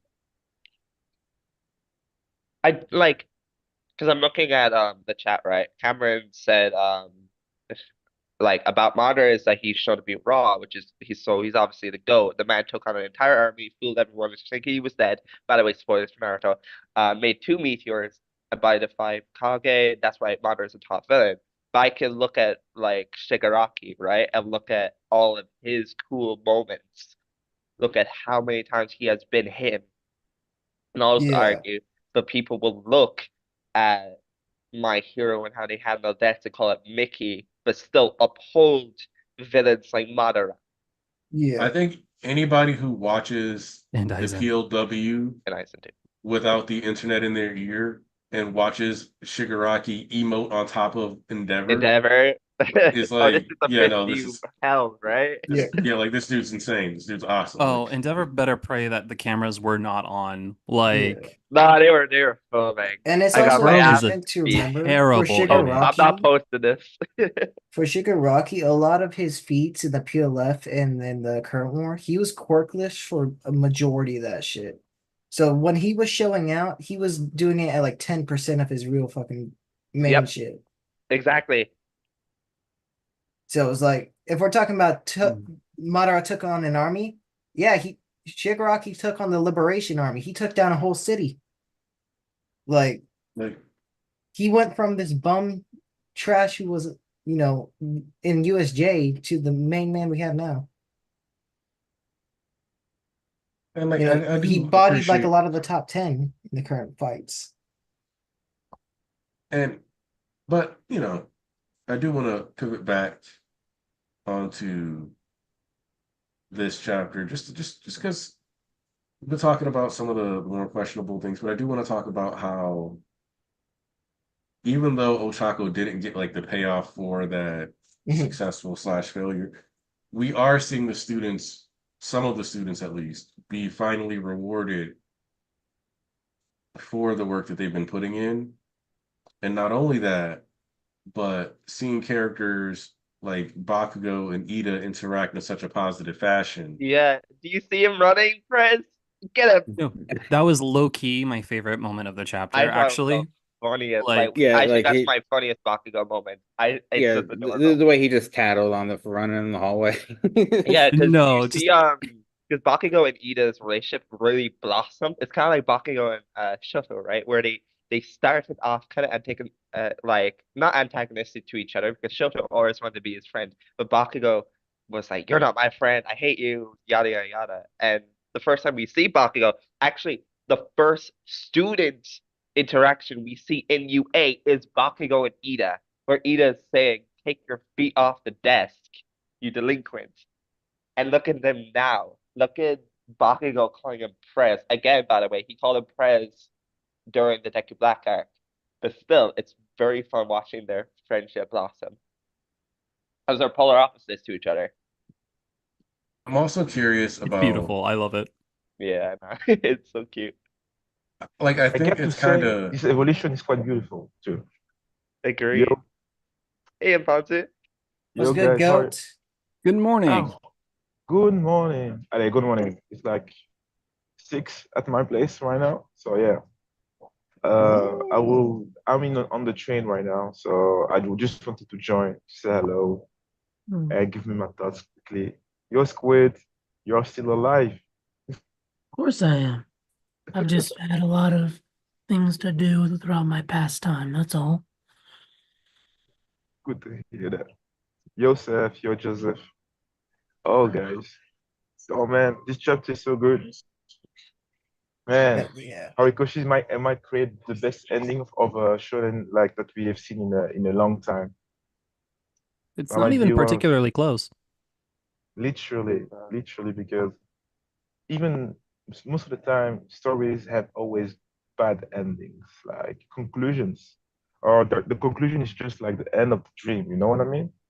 So like when you succeed to your dream, but there the every plot line is closing them with attention and detail. That's beautiful to see that. Really, I had the great pleasure to read it and to admire the panels too. The the paneling, the drawings. Oh man, he's so good. He's so good. I can't wait for his next story. But yeah, what did I miss? Literally, what were you talking about next to Bakugo? We were talking about how Thomas gets oiled up on Sunday nights for his What the Irishman. fuck? No, nah. Coyote, please, brother, Coyote, chill Relax. out. Stop lying. But we were talking about like how the students are getting rewarded, and I do want to like comment on the Deku portion, right? But yeah, I Uh, really like that kid reaching out to yes, Deku. it isn't just the kids though, and I want to call back to Which the page Dawn is talk. this? Page 7, I believe. Or with the student, it's with page After the 2. bus? Yeah, after the bus when they're Oh, yeah, talking to the yeah. citizens. I wanted to focus on that because the Nagant talk with Hawks brought a lot of controversy. People who weren't happy with the conclusion of the war said, "What did Deku show the world?" Right? A lot of people were just going, "Oh, they would just show that he's a murderer," which isn't the case, right? And we do man, see that's like Deku's ridiculous. hard work pay off, right? All the students' hard work, like them doing their best. It's what making these citizens, even though they lost like property belonging to them, even though they lost people, they are still taking the high road and going, we have no business standing around doing nothing. We need to do our best as well. And not Yeah. just rely on you guys. And that's what Deku showed alongside those heroes. Like Which, teamwork, collective effort goes a long yeah. way. And Thomas, I kind of find it kind of crazy. We always hear in the church Discord and a lot of like Twitter is like, Mhm. oh, they're not doing anything to fix society. Nobody's thinking about it. And yada, yada, yada. When this chapter kind of really disproves it, and we don't really Yes. hear that talk anymore. Like the new students are already thinking about fixing society and helping. The civilians are already stepping up. Heroes are already stepping up again. Is like, where's the talk I about will this? I will attribute this, right? Because I think I came to a conclusion that if My Hero's epilogue wasn't 5 chapters long, I think that because I feel like everyone's arguments about this where they're like they're not doing much, it's all because we're tackling this all chapter by chapter, right? In a very short amount of time. Even though what we're getting, to me personally, is just as just as good, right? Like It's seeing impatience. the students like talk about how they admire Shoto, they admire Deku, they admire everyone. Seeing the citizens come together and be like, yeah, we're not gonna stand around. We can't ask you to handle the job all on your own. Like we are here to step up and help rebuild, which also they are here to help society mend, become better. Sure, I would have loved if the epilogue was 20 chapters or 10 or 12, whatever. Yeah. But what we're getting is still great and still indicative of a bright future. The futures Yeah. that Shigaraki is looking for, the future that Night Eye talked about, the future that All Might wants to see, and Hawks. Like we're getting there. And it's all because of Deku's effort alongside the heroes versus Shigaraki. It's Yeah. all building up towards the final chapters. Like we're literally getting that with what we're gonna get next week with Deku and Uraraka. Like that energy is gonna keep going. So I'm hoping the final chapter really is longer than the usual 15 pages. I really hope so. I agree. If not, though, I can in fact see an epilogue movie where, you know, you do have a more contained ending for the manga where you still tackle certain main bits, and then you Please, have no like a movie. movie that fleshes out what we see in the manga, I guess. Or Mhm. Is maybe that they what pop up Naruto extra did? on season 8. Please, no movie. Please don't give me a movie. Please. Naruto No, No. had a I need a Naruto had a movie. You don't movie. understand. Don't Give take this us from me. Boruto, bro. I do want From more My from the Hero. MHA manga, absolutely. But Give me I do have spin-offs. like Give some me hot anything, takes but that I no think movies. would be best served in a movie rather than the main manga. But Mhm. for now, I agree though. Everything is building up towards the future. It's not we're not gonna get this very blandly told, okay, here's what we're doing to help like other people. It's like, no, we're gonna get the themes that support the major decisions that will come down. At least that's what I expect. Yeah, You- I will say someone said in the chat, I can't believe you've done this, said 50-page final chapter. I have already said and always believe that the final chapter will be just like chapter 1, where we'll get 59 or maybe 57 around that pages. And I the want same with that the so bad. anime, because we're not finishing the anime with this season. We're going to get one final, and I Season believe that's 8. going to be 13 episodes. Just I like want that so bad. for I me, think the goes end. full circle. Yeah. And For me, then the end next should week be there's a like a 16-page spin-off one shot from Yeah, the Team Up Missions author. yeah, Yoko Oh, Akiyama. nice.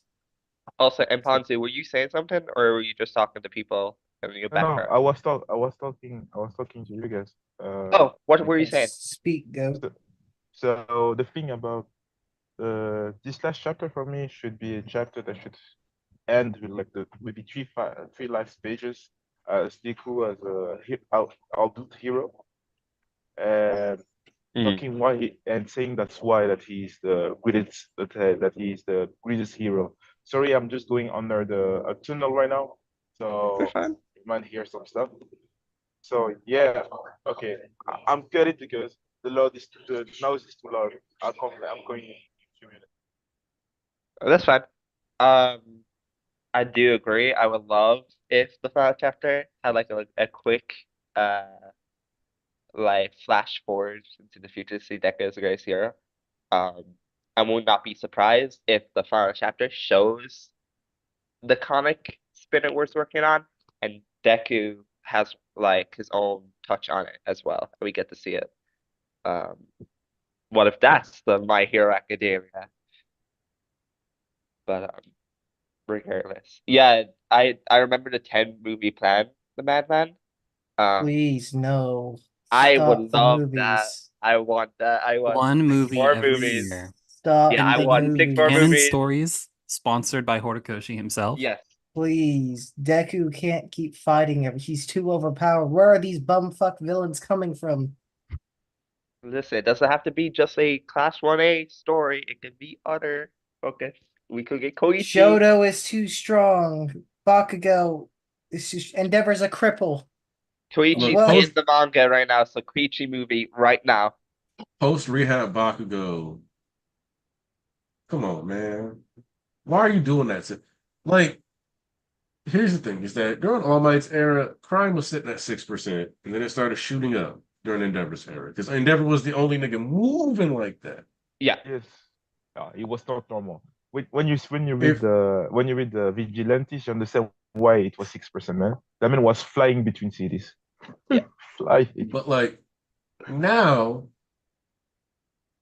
you got these youngins. Like, if you're gonna get your crime off, you got to get it off in the next 2 years.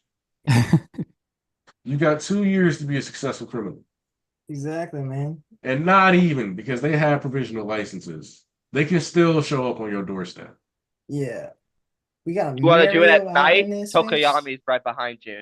Like, Deku can be on his walk with Aries to sell Girl Scout cookies and catch you slipping. Exactly, Like, man. don't. And then, well, what are you going to do when Bakugo has full control of explosion, full power? What are you going to do? He's going to explode you repeatedly. Also want to say that even if Deku doesn't have a quirk, he's still much, much, much, much stronger than the average citizen. Yeah, in Thomas, My you know Hero what I'm Tip. gonna do with Deku when he has no quirk? I got something called an AK-47, bro. Mirko's like, hey, listen, I used guns in the last war. It's pretty effective. Exactly, There you go. man. That's the thing is that Black Deku Pearl. Having has guns in shown- her gauntlets was crazy. I It love was that. it was insane. Deku is shown pushing a huge pile of rubble. There's no sparks around him. He's just moving a bunch of weight. Yep. So there's a lot of average Joes that even without Deku using one for all are just gonna get their ass kicked. Yeah. If Deku learns gunhead martial arts, he pretty much takes out 90% of the verse. Gone ahead of martial arts. Aren't Deku's gonna be a thing? Nah. But if he does, I'll be down for it. But I don't still, know like if- I did like seeing Deku push the rubble. Nice little like flashbacks for me back to his training with All Might.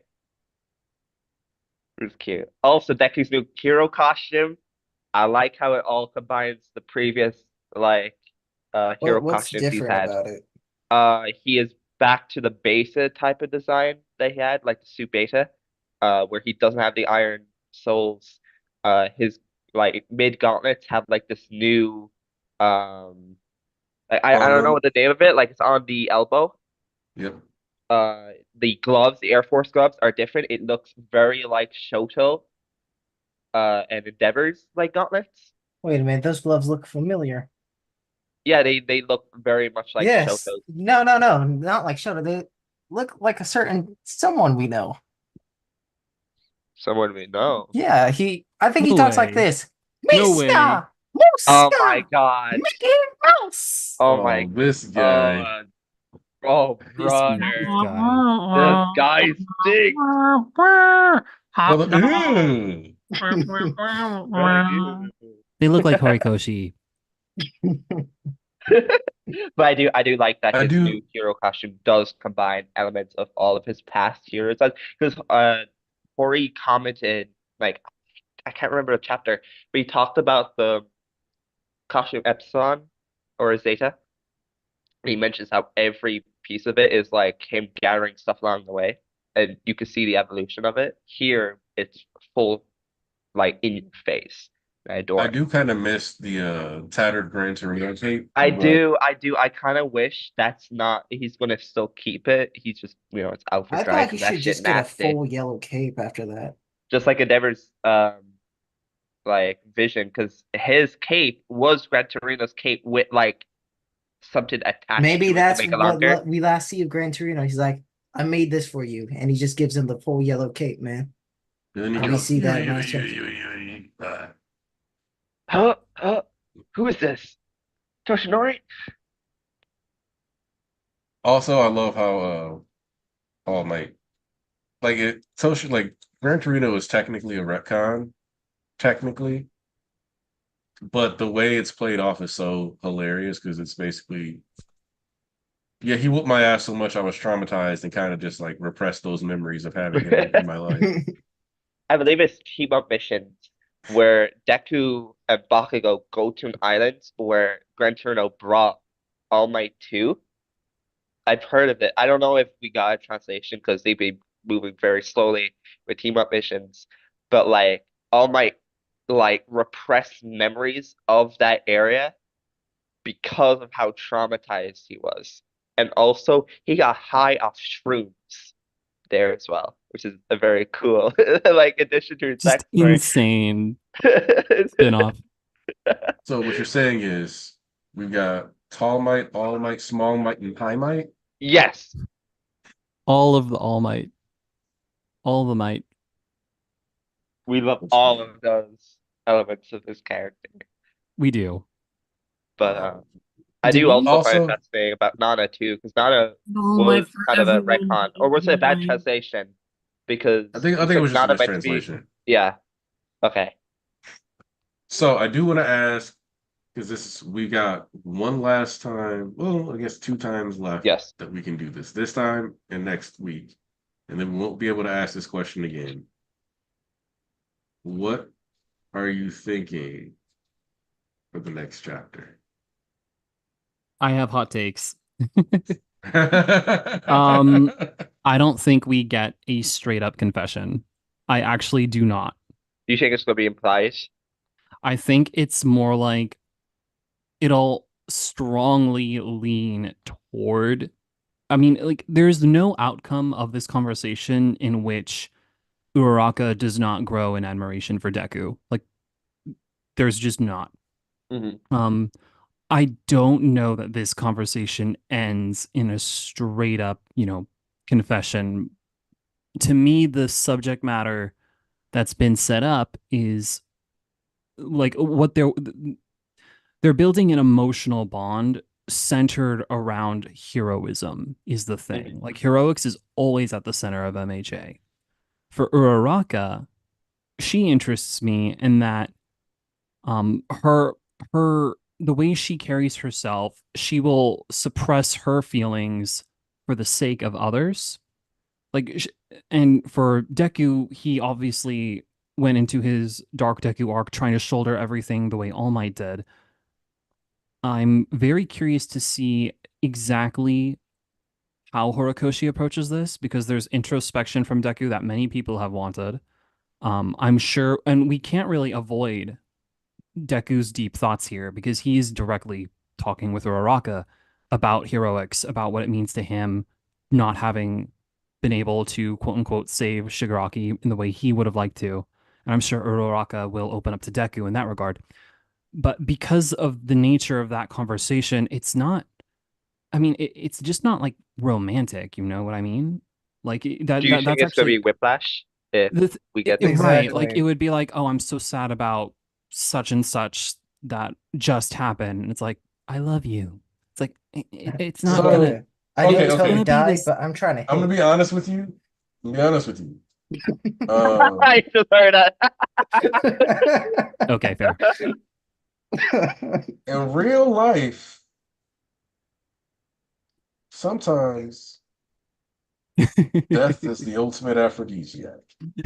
I do think that You say like this from experience. if we get confession, it'll be like kind of a very like it's not gonna be like, oh, like you didn't see it on the news, but or not like Toga died giving me blood. Also, I love you, but Toga Like, passed away. Look, because this is so We're what not I gonna think get a that. movie would be for. It's like if you're gonna have an endgame ship, this is where like you The actually last do put it off on a movie kind of thing. first That off, is I like Naruto the last. I put it on, and my wife was like, "Really?" And yes, but I'm No, gonna that make her wasn't me. watch That all wasn't of me it one slandering. day. Look, man, But That wasn't sometimes me slandering it. life That was. happens after death, okay? but in all seriousness, like tragedy and hard times can sometimes lead to people no, being it more does. direct about their feelings. But I will say it has to be written a certain way. Right. No, I Um, don't think it's going to happen necessarily next chapter, you know. I don't I think that it will come together personally, but it's still kind of a delicate thing that you kind of have to build up towards, and so I'm not sure we get that literally next week. But so I do want to see it happen because yes, she has been shutting away all of her feelings, and the so they should come out. the It's time best for them to come way out. to execute on that is, and like some people will be mad if like it's not directly stated like, oh, I love you, but it wouldn't be, if we're looking at like a realistic approach to this, it would not be words that would pivot into the confession. It would be while they're having this discussion, attempting to comfort her. And also, if you notice, Ochako says this pain, right? Like, So did um, Deku. Yes, right. they are So feeling the they're same pain, and they can bond so over that, and so like etc. they talk about that, and like there's like a hug or something like that. Because Deku, I don't think we've seen Deku actively try to hug Ochako the entire series. I don't think we've seen that. I don't think The only we've time seen they him. been in their We've seen clutches him fist was bump and when, high five. yeah, like the closest, and it's not even a hug, it's them holding on to each other while they're floating downwards, and before when Uraraka goes in and grabs Deku while while Black Whip is lashing about. Like that's the closest we've ever gotten to a hug scenario, but it's not a hug at all. I do think we're going to get the hug. I don't think we're going to get the obvious "I love you," but it will be something that will kind of hint towards, yeah, this in the future or in the final chapter we get to see them. I don't know who was it mentioned in the chat where yeah, Tyler says it won't be the main focus, but that final chapter will be them on a date at Ayama's farewell party. I do think we could get something like that. In And an ideal world, if we fit everything in and make it as emotionally and all it consistent, and the tone is consistent, we don't get kind of a like out of nowhere confession and it changes the tone drastically. all it takes is a Yeah. hug and a shot focusing on the back of one of their heads. Yeah, That's it. No, because like in order to get to that, right? Like Uraraka is and like I have to lock these feelings away. Deku's like, no, I want to hear your feelings on that, and that's where you get deeper. Like right now, the lock is on her feelings regarding Toga, right? But once Deku's like, no, you should open up about your feelings, and that sinks in, that's gonna go deeper to her feelings towards Deku. So there is a direct through line to that kind of confession. So Yeah. it's yeah. there. I just don't know again if we're getting it I Yeah, do later. I like do think I don't promise we're getting it either, like obviously, but it's just like I want to make it clear, like we do have like like one of the easiest slam dunk confessions ever set up, as long as it's not written in a weird way. Like it's really hard to fumble this. Like, I want to make Right. that It's all because there. Like we if the can I cameraman see you. I see it. I It's do right there. I do think that like there's no way if Uraraka is going to stop like Uraraka's whole journey, and her feelings towards Deku has been suppression, right? That's a big core part of her struggle. There was no way that that's the only thing. The only thing she's going to comment on is Toga, like her love for Deku, her admiration, all the stuff she doesn't outwardly show. There's no way we're not going to get that, but we're going to get that in a way that unfortunately for a lot of shippers, um, Izuocha shippers, by the way, won't be straightforward. Like, and Good. I also, I think it's Tyler also who said Izuocha movie will have their own Suicide Watch. I also think that like for the Bakudeku shippers, um, if it's subtle, hey, if you want to run with it and go, it Good. wasn't I want the outright war to confirmed, continue, go man. ahead. I don't want no ceasefire. I enjoy Listen, this. there's no end for these like shonen pairings. It's a losing battle if you try to Damn it. tackle it. Either way, I win. If one of them gets confirmed, it's 9/11 for one of the fandoms. If it Listen, doesn't, they still get to fight, and I still win. listen, Naru, The Twitter Sasu, and wars.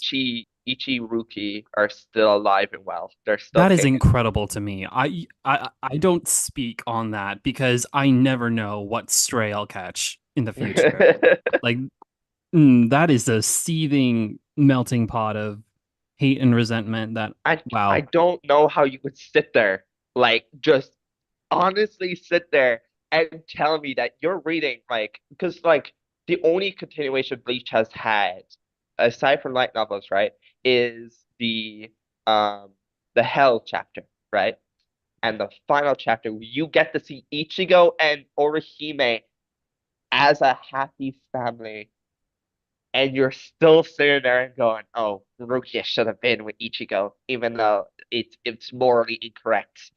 And then you look at Boruto, which actually gives us more insight into Naruto's family, and go, "Oh, he should have gone with Sasuke, or he should have gone with Sakura, because they still exist too." Okay, Should've went I with blame the Sasuke, author then on Boruto wouldn't Naruto's exist, part. man. Like Yeah, I blame the author too. Like that is Kishimoto is asking for it.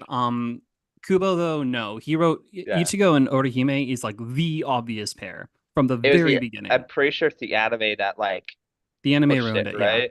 Yeah, because they took out and they reworked scenes, right? Like the first time Ichigo meets Orihime is a very like kind of aggressive way. Like, doesn't he knock into Orihime?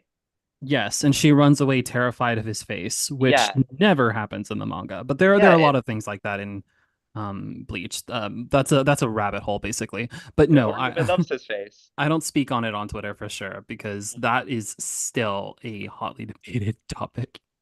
I will say Ichigo and Orihime is one of my favorite like dynamics in that series. No, like okay, look, low key, that is my favorite part. Like Kubo is so good at like like the character dynamics, I should Yes. say. Um I don't think he's good with his villains very much, actually. But I'm not gonna open that other can of worms to me. But like I love his character interactions. That the way his Ichigo's friends banter with each other is so good. It makes me laugh every time. And That's where I think Horikoshi gets a lot of inspiration from. Like, I wish he would lean into that Bleach. more. But you know what? There are I have feelings about Class A. Yeah. I did want to reel it back into this chapter a little bit though, because I think what the interesting part about Uraraka suppressing herself, that strikes me as an allegory to MHA society. MHA is you have to suppress your quirk in a lot of ways because you don't want to hurt people with your quirk, right? Yes. That is like that is a running theme throughout the whole series. In fact, Gran Torino outright says it. For better or worse, we are a society of suppression, where you need to keep things in line, or else everything will go to chaos. And I understand that, but we gotta go beyond that in a way. So I think that's really kind of cool setup for how Deku and Uraraka's relationship is literally the heart, or is you know juxtaposed against society like that. And I also think that there was something else I wanted to say regarding that. Oh, right. So the spot they're meeting at, like Uraraka's overlooking the city. This is this is a reprisal to their scene earlier before the war started. So Mhm. you see all the destruction at that. My voice is going. Damn it. You're fine. You see all that destruction there, and Uraraka's trying to not forget that when confronting Toga. Now she's doing the same thing, but in reverse. She's looking at society, being like, okay, everything is going back to normal. I just have to Mhm. lock these feelings away about Toga. And it's like, that's such a cool inversion. And of course, now enter Deku. So I really like how this is all set up. This is very artistically well done, in my opinion. By the I also way, like how Deku used little bits of his embers to run straight there. Like they're no As he longer at should. Troy. Like he has to get there fast because he's worried As he about. should. I love that. As he should. so the other thing that I wanted to point out is that And I'd heard somebody point out that Deku hadn't been smiling, but I don't think Ochako has had like she's had like a smile, but like Deku It could was tell it was fake. fake. Yes, every smile was fake. And Like so there's Deku like this doesn't weird smile, yeah, but Uraraka's smiles are fake, and that's interesting. So you have two characters that have not yet truly smiled in a while. Like Deku had one good smile with All Might because it's All Might. Like, how does All Might being in your life not make you smile? But after that, and I think it's worth noting that like when Ochako was doing like the posture to show his hairstyle is different, it actually looks like she's wiping away tears.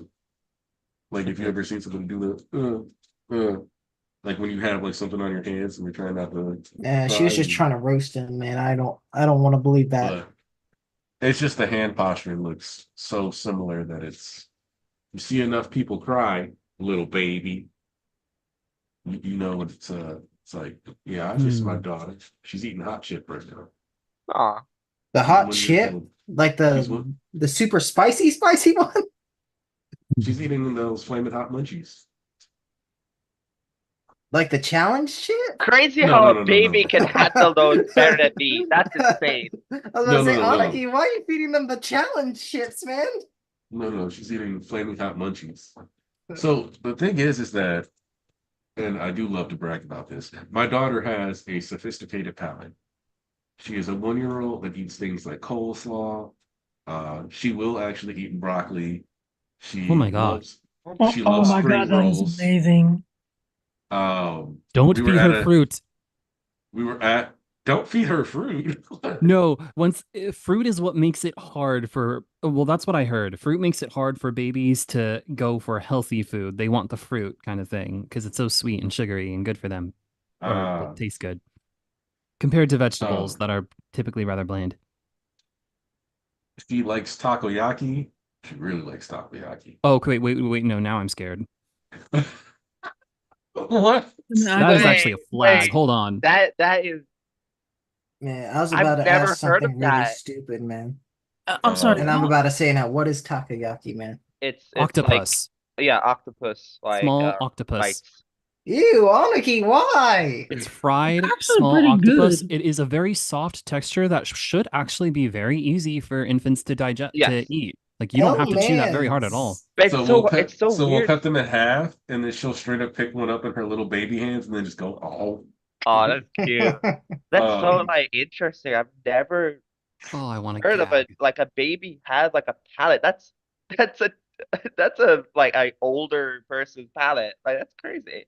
I am Yeah, very no. interested in the kind of adult she will be. Well, it's also Yeah, like, no. what food are you exposing them to early? Yeah, I bully her mom into eating a variety of foods so that she's willing to eat it. You're like, if You know you're what? It'll be already easier when she's older. Tyler Yeah. said that she's like Sun Eater. She is. She's like, gonna if she's she's gonna eat it if all. she's already having like a wider palate, even at the stage of an infant, then it's very likely when she's older, she's gonna have like a very expansive, like taste, She won't be Yeah. picky. She I won't be can't picky, wait. yeah. There's actually this store called like Wild Fort, and the meat they sell is frozen. So I was like, I don't know, I prefer meat that isn't frozen. Yeah. But they sell all kinds of stuff, and if I can convince my wife to let me, I'm gonna start trying her on the exotic meats No. like bison and elk. Oh. I have not tried that at all, man. My wife just did like Elk got mad protein in it. I learned that one from We Joe need Rogan. a Just to watch Anarchy what you feed food her? tier list, man. We need you to tier them foods. Yeah, no, we got to do a tier list stream for foods one day. we could start with cuts of beef. Currently, my top pick for beef cuts is actually the tri-tip. Then I would put like Classic. ribeyes. Strip is on there sometimes, but yeah. We would end up having to do like because each meat has like different cuts and things. Oh, thank you for this water bottle cap. I don't have a water bottle that needs it though. You've been very helpful, and I appreciate that. Mwah. You want me to put the cap on your head? It's a genie cap now. How you like being a water bottle? Oh, now you're open. I love looking at the like. I want to talk about like the chapter for 1 second. I love the new student designs. They may be like kind of just not as like out there as Class 1A's designs at the time. Obviously 2A now, but I do really like them. Like They the got 2 shooters in there, man. No, I like the fact that the kids, and I noticed that the kid that liked Deku a lot, his design kind of reminds me of Shinso. But also, also you notice he's got obviously, bandages on his fingers and stuff. And yeah, I'm really curious. Like we're not gonna get his quirk, but Yeah, like man. unless all the Hori had to students pop off one last time just for us to never see this motherfucker. He couldn't he have. made impression. He He made couldn't have impression. replaced Coda at the start of the series. I want to know, is he like a One of the students physical got a platypus mouth. hey, if somebody's quirk is platypus, that's top 10 hero material right there. Wait, platypus? Arguably top 3. Are you talking about the Like, girl in the center? Platy, the Yeah. platypus. She reminds me of Ordinary Girl. Yeah, It's like, man. He's a okay, do platypus. you guys understand that the platypus is a venomous mammal that lays eggs and has an electromagnetic sensor in its head? Dude, you don't He's need a to tell me about the semi-aquatic platypus feats. I've seen Agent P. He's a Yeah. fucking goat, man. Listen, man, great you theme don't Don't song. even be understand. using all his skills, bro. He could have put Doofenshmirtz in a coffin. Exactly, man. He was there for 100 and so episodes just folding Doofenshmirtz. Listen, all I know is that a platypus is a semi-aquatic egg-laying mammal of action, and that's all I need to know. Perry didn't Look. play in no era of milkmen and plumbers either. Okay, he had legit competition with Doofenshmirtz. That's the goat right there. I I'm just think, saying, like- if you factor in all the stuff that platypus have, like the venom, electromagnetic sensor, and stuff like the being subaquatic too, and you take the way that like quirks in My Hero like hyperbolizes or like builds Yes. upon that, bro, arguably top 3 hero. I was gonna say Perry would fit very well in this series. All the abilities he'd have, fire. Agent P being an undercover fucking Alongside agent for the Hawk. league. Oh, that too, yeah. He just takes off his platypus hat and Shigaraki just completely Wait, who are spaces you? out. A platypus? No, Dude, this is so much. This is so funny because of all the number of anime only viewers that kept on comparing Destro to Doofenshmirtz. yeah, I love that I Dan, miss my like, Ottermeyer Doofenshmirtz. commented on it too. Like he like weighed in on the jokes. Yeah, You know, when you He really did a think little about edit. it, Doofenshmirtz is like really the best character from the show because Yep. he has like 30 different horrible Backstories. backstories, but he's still out here grinding and still showing love to his family. yep.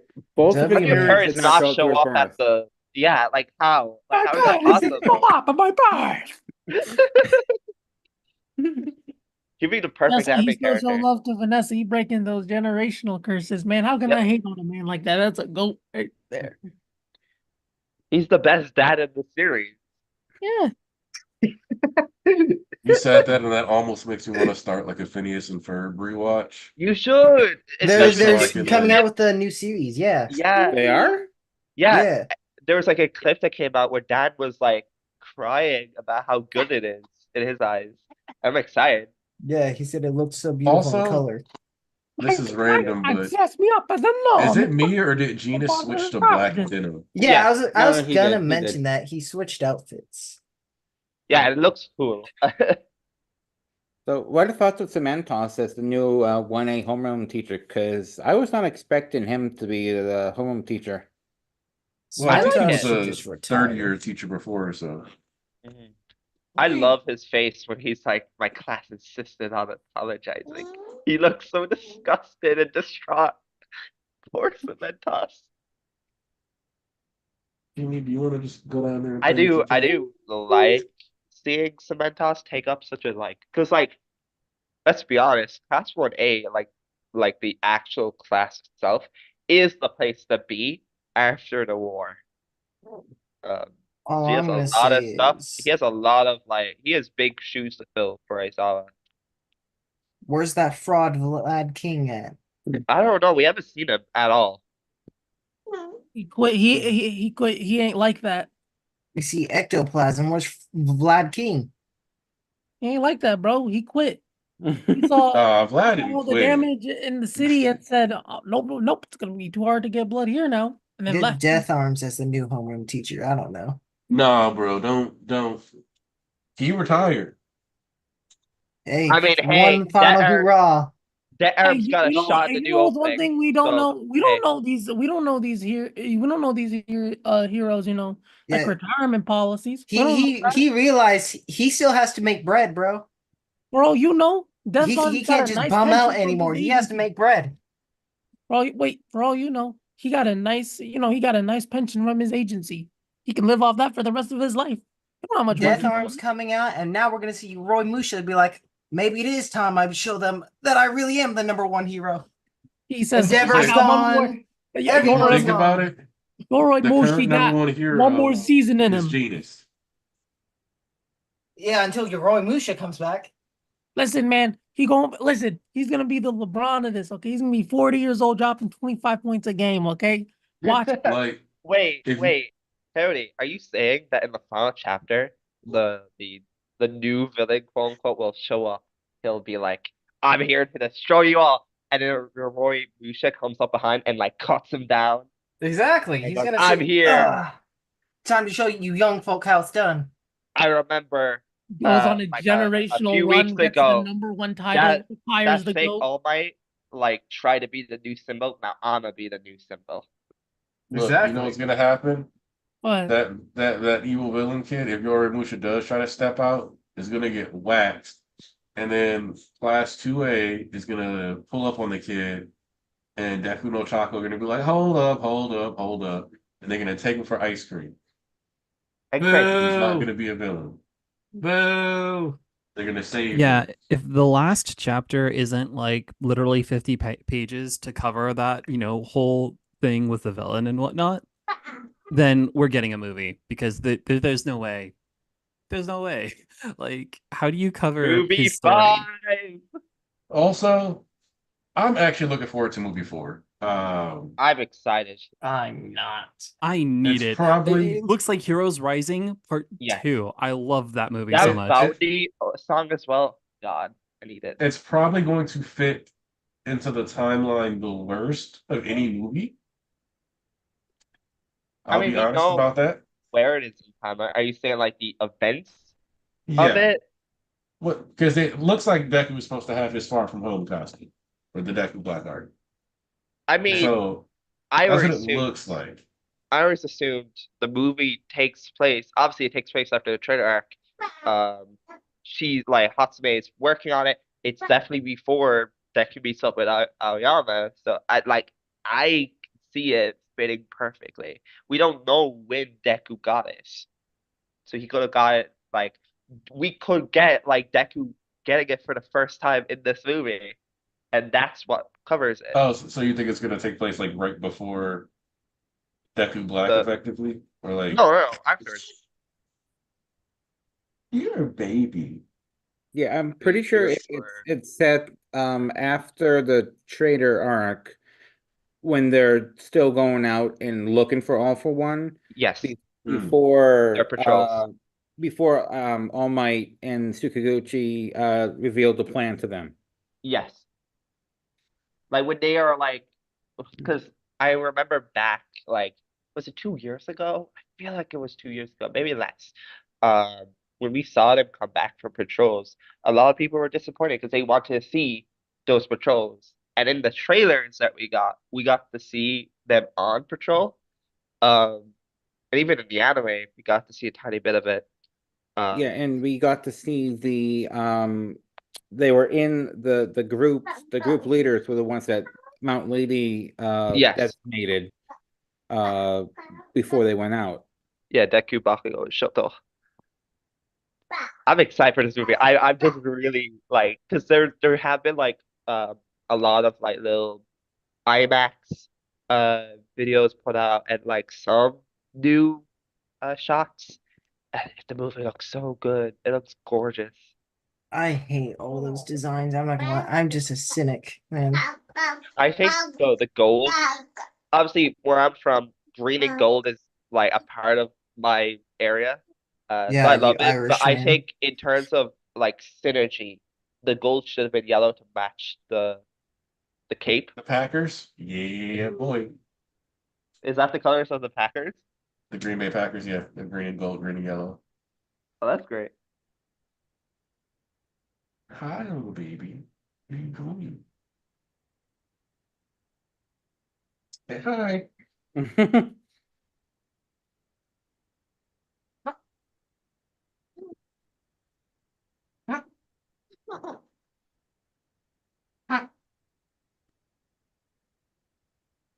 Yo, Thomas, I know you're a fan of the My Hero game. Fucking Overhaul's coming to the next season of the what's it called? The Ultra Rumble.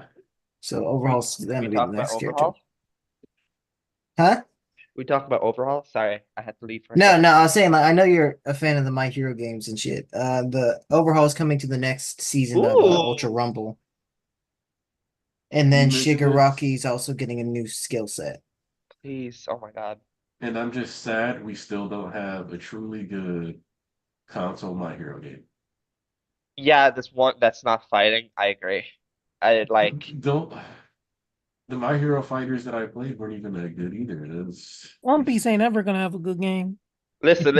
I will stand by it. I don't think One's Justice or One Justice 2 is a bad like type of game. I Like think they're the fact that It BG every games. character feels unique, I Yeah. adored. Um, and also that little like trailer for it, the first one was hype. So I still have a big soft spot for that game. And I I like think Ultra if Rumble a Once lot too. Justice had a third game, they could improve a lot on it. Mhm. I I That's what I really also think want is wanted One's like an Justice actual 3 game. for two reasons.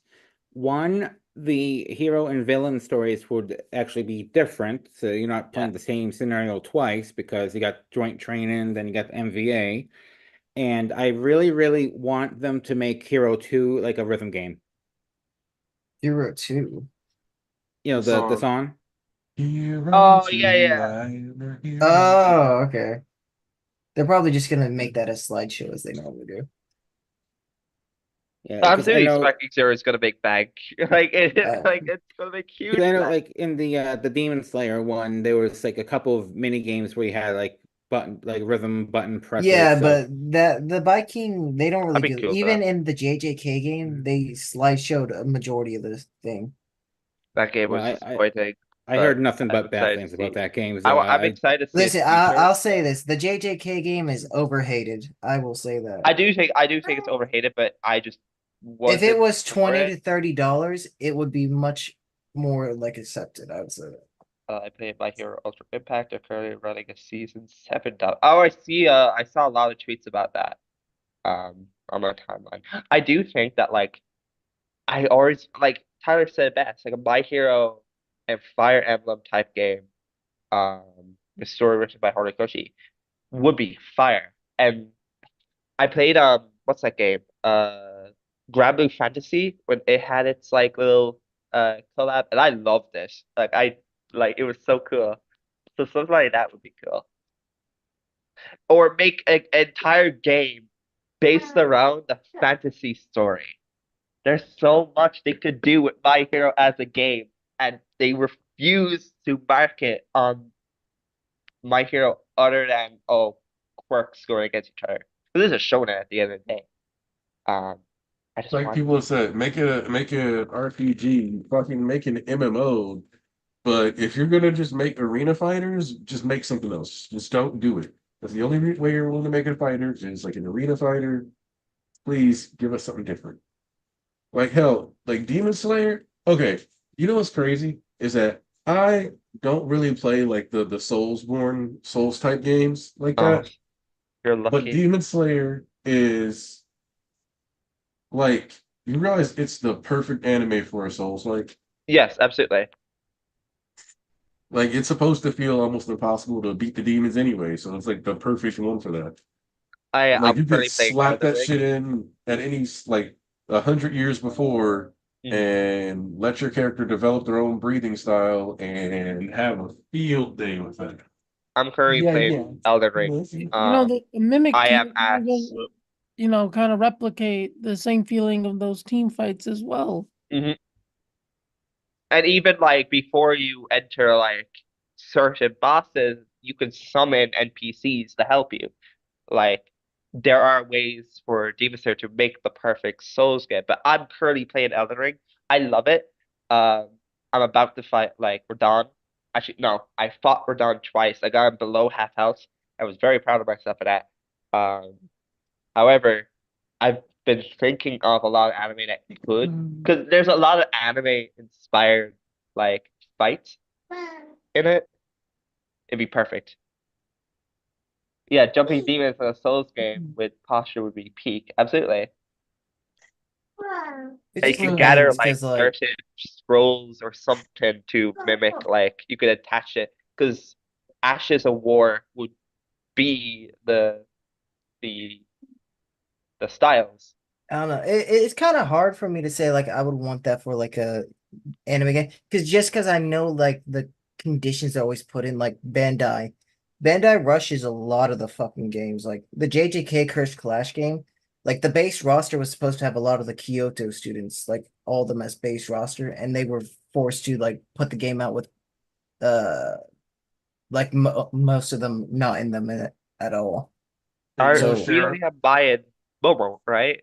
yeah, And Momo, obviously Todo as Mai, well. and then what they're doing now is they're gonna do in the Shibuya DLC, they're gonna release Mekamaru, Miwa, and Oh, Kamo right. as free DLC. Wait, Toto's in there, yeah. I get to play Okay, as okay. Miwa, you know, kind of fire. Yeah, they're gonna release them as free DLC, and then the Shibuya DLC will include Choso, Nobito, and fucking Mei Now So Beto for the that's for paid interesting. DLC, yeah. Huh. But yeah, they wanted to have all the Kyoto students in there as base game, but since they rushed it out because of Bandai forcing it upon them. The fake leaker, I think. Landry, Yeah, Naudre. He has made a lot of concepts art for My Hero games, like set in the Deku Black art. And My I just Hero remembered it Kakarot, bro. because of what Tyler said. Yeah, I would love My Hero Kakarot. I also would just like it if we did like a sparking zero with it, where in the story there's possibilities for you to go down different routes. Um, that'd be really cool. Like what if scenarios for My Hero. Yeah, do what if games Like where what if Froppy was a good character? That would be a really fire story in a game. yeah. Did you see that video clip What video game? of like if Froppy was a good character and it's just she hops over to Toga and pulls a gun. Yeah, man, I'd love if Rocky did That's that. great. domain expansion memes, but an alternate take. Oh my God. Low key trippy. I wouldn't Keep mind up, My Batman. Hero movie games. I think that they should do that. I miss that era of tie-in movie games. Like the Spider-Man True. games. There was a B movie game, which was B fire. movie, the fucking Mega Mind Yeah, games.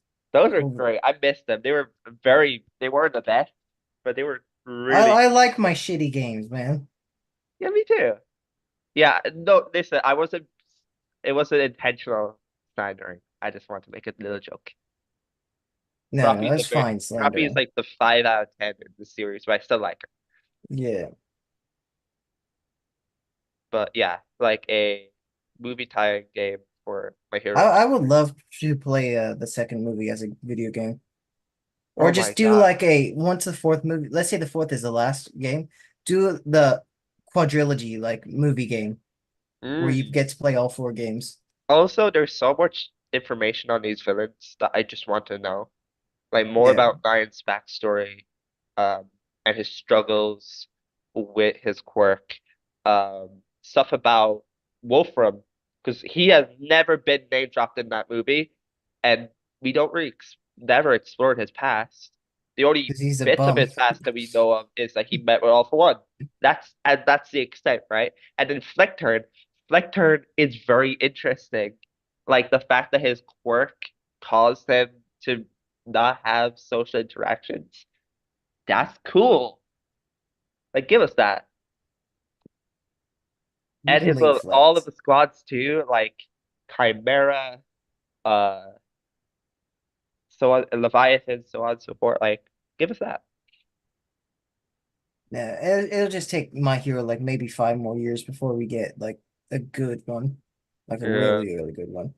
It, I call it the shareholder diff because genuinely, because fun fact, I don't know if you guys grew up Inuyasha fans, but there was an Inuyasha game that had a pretty good what if where it was an RPG. It had romancing in it technically, so you could romance different members of the roster. You could select your party for battles. It had a whole like alternate storyline that obviously wasn't canon, but it just kind of involved like you having a character. If I remember correctly, you had a character that fell into the well and happened to also travel back in time, like Kagome could. So it's a shame that anime games don't lean into that kind of stuff more. Let me see if I can, because I remember I played at I know least there was a two. JoJo Part 5 theme for Inuyasha was it PS2 that was supposed to, it was planned to come out in the US, but then there was a issue with Prince over the Gold Experience name, and so the game just didn't come out. But apparently it's a very good like beat 'em up game, but that's all I really know about it. Yep. Inuyasha Secret of the Cursed Mask, that's the game. But like you had in here, Inuyasha Secret of the Cursed Mask, known as Inuyasha the Cursed Mask, also is a single player role playing video game for the PlayStation 2, based on the manga and anime series Inuyasha. Players able to choose as a player as a female named Kaname Kururugi, or as a male named Michiri Kururugi. Regardless of the chosen character, the gender, the character is referred to using the last name Kururugi. However, in the North American release, the character is referred to using his or her first name. Any sentences containing the player's name have no voiceover. But the whole plot where you end up falling back in time to a pentagram and all this other stuff, and just do that for the anime video games. Just give us a whole mission. Nobody's gonna sit here and care that it isn't canon. Like the reason why, and it feels like shareholders saw people complain about like filler arcs and decided that like, oh, if we want to make a video game off an IP, it has to be canon. Or if we want to do this off of an IP, it has to. No, video games are the perfect place to let us fuck around, especially if you make it an RPG. I Like, remember the Naruto community when they do power scaling, they've mentioned like how the Storm game, like the recent Storm game, is quote unquote canon. And I'm sitting here like, but why? Why does it have to be canon? Like, why Because it's can't a part of it. even still? I still stand by. We need more filler. Like, sure, The the filler PTSD is real, but like, sorry, like it's some shonen all like it comes JJK. down to I just is want more like filler. if someone likes like a certain concept from another series, like let's use Dragon Ball because Dragon Ball has a lot of like non-canon shit. Like if they like a certain concept, like let's use Dragon Ball Heroes, Cumber, they want Cumber canon. Like cooler, they want cooler canon. It just comes down to if people find a certain concept cool, it doesn't matter if it makes sense or if it doesn't need to be there. They just want it canon because it's fucking raw I or agree. cool. Like they're making Mira and Toa canon in the games. I'll take that. So yeah, now the Xenoverse is technically canon. There's just one more time with the characters. Yeah, you're right. You read me like a book. I just want more time with these characters. Real. It's just fun. I think filler is handled perfectly. It's fun.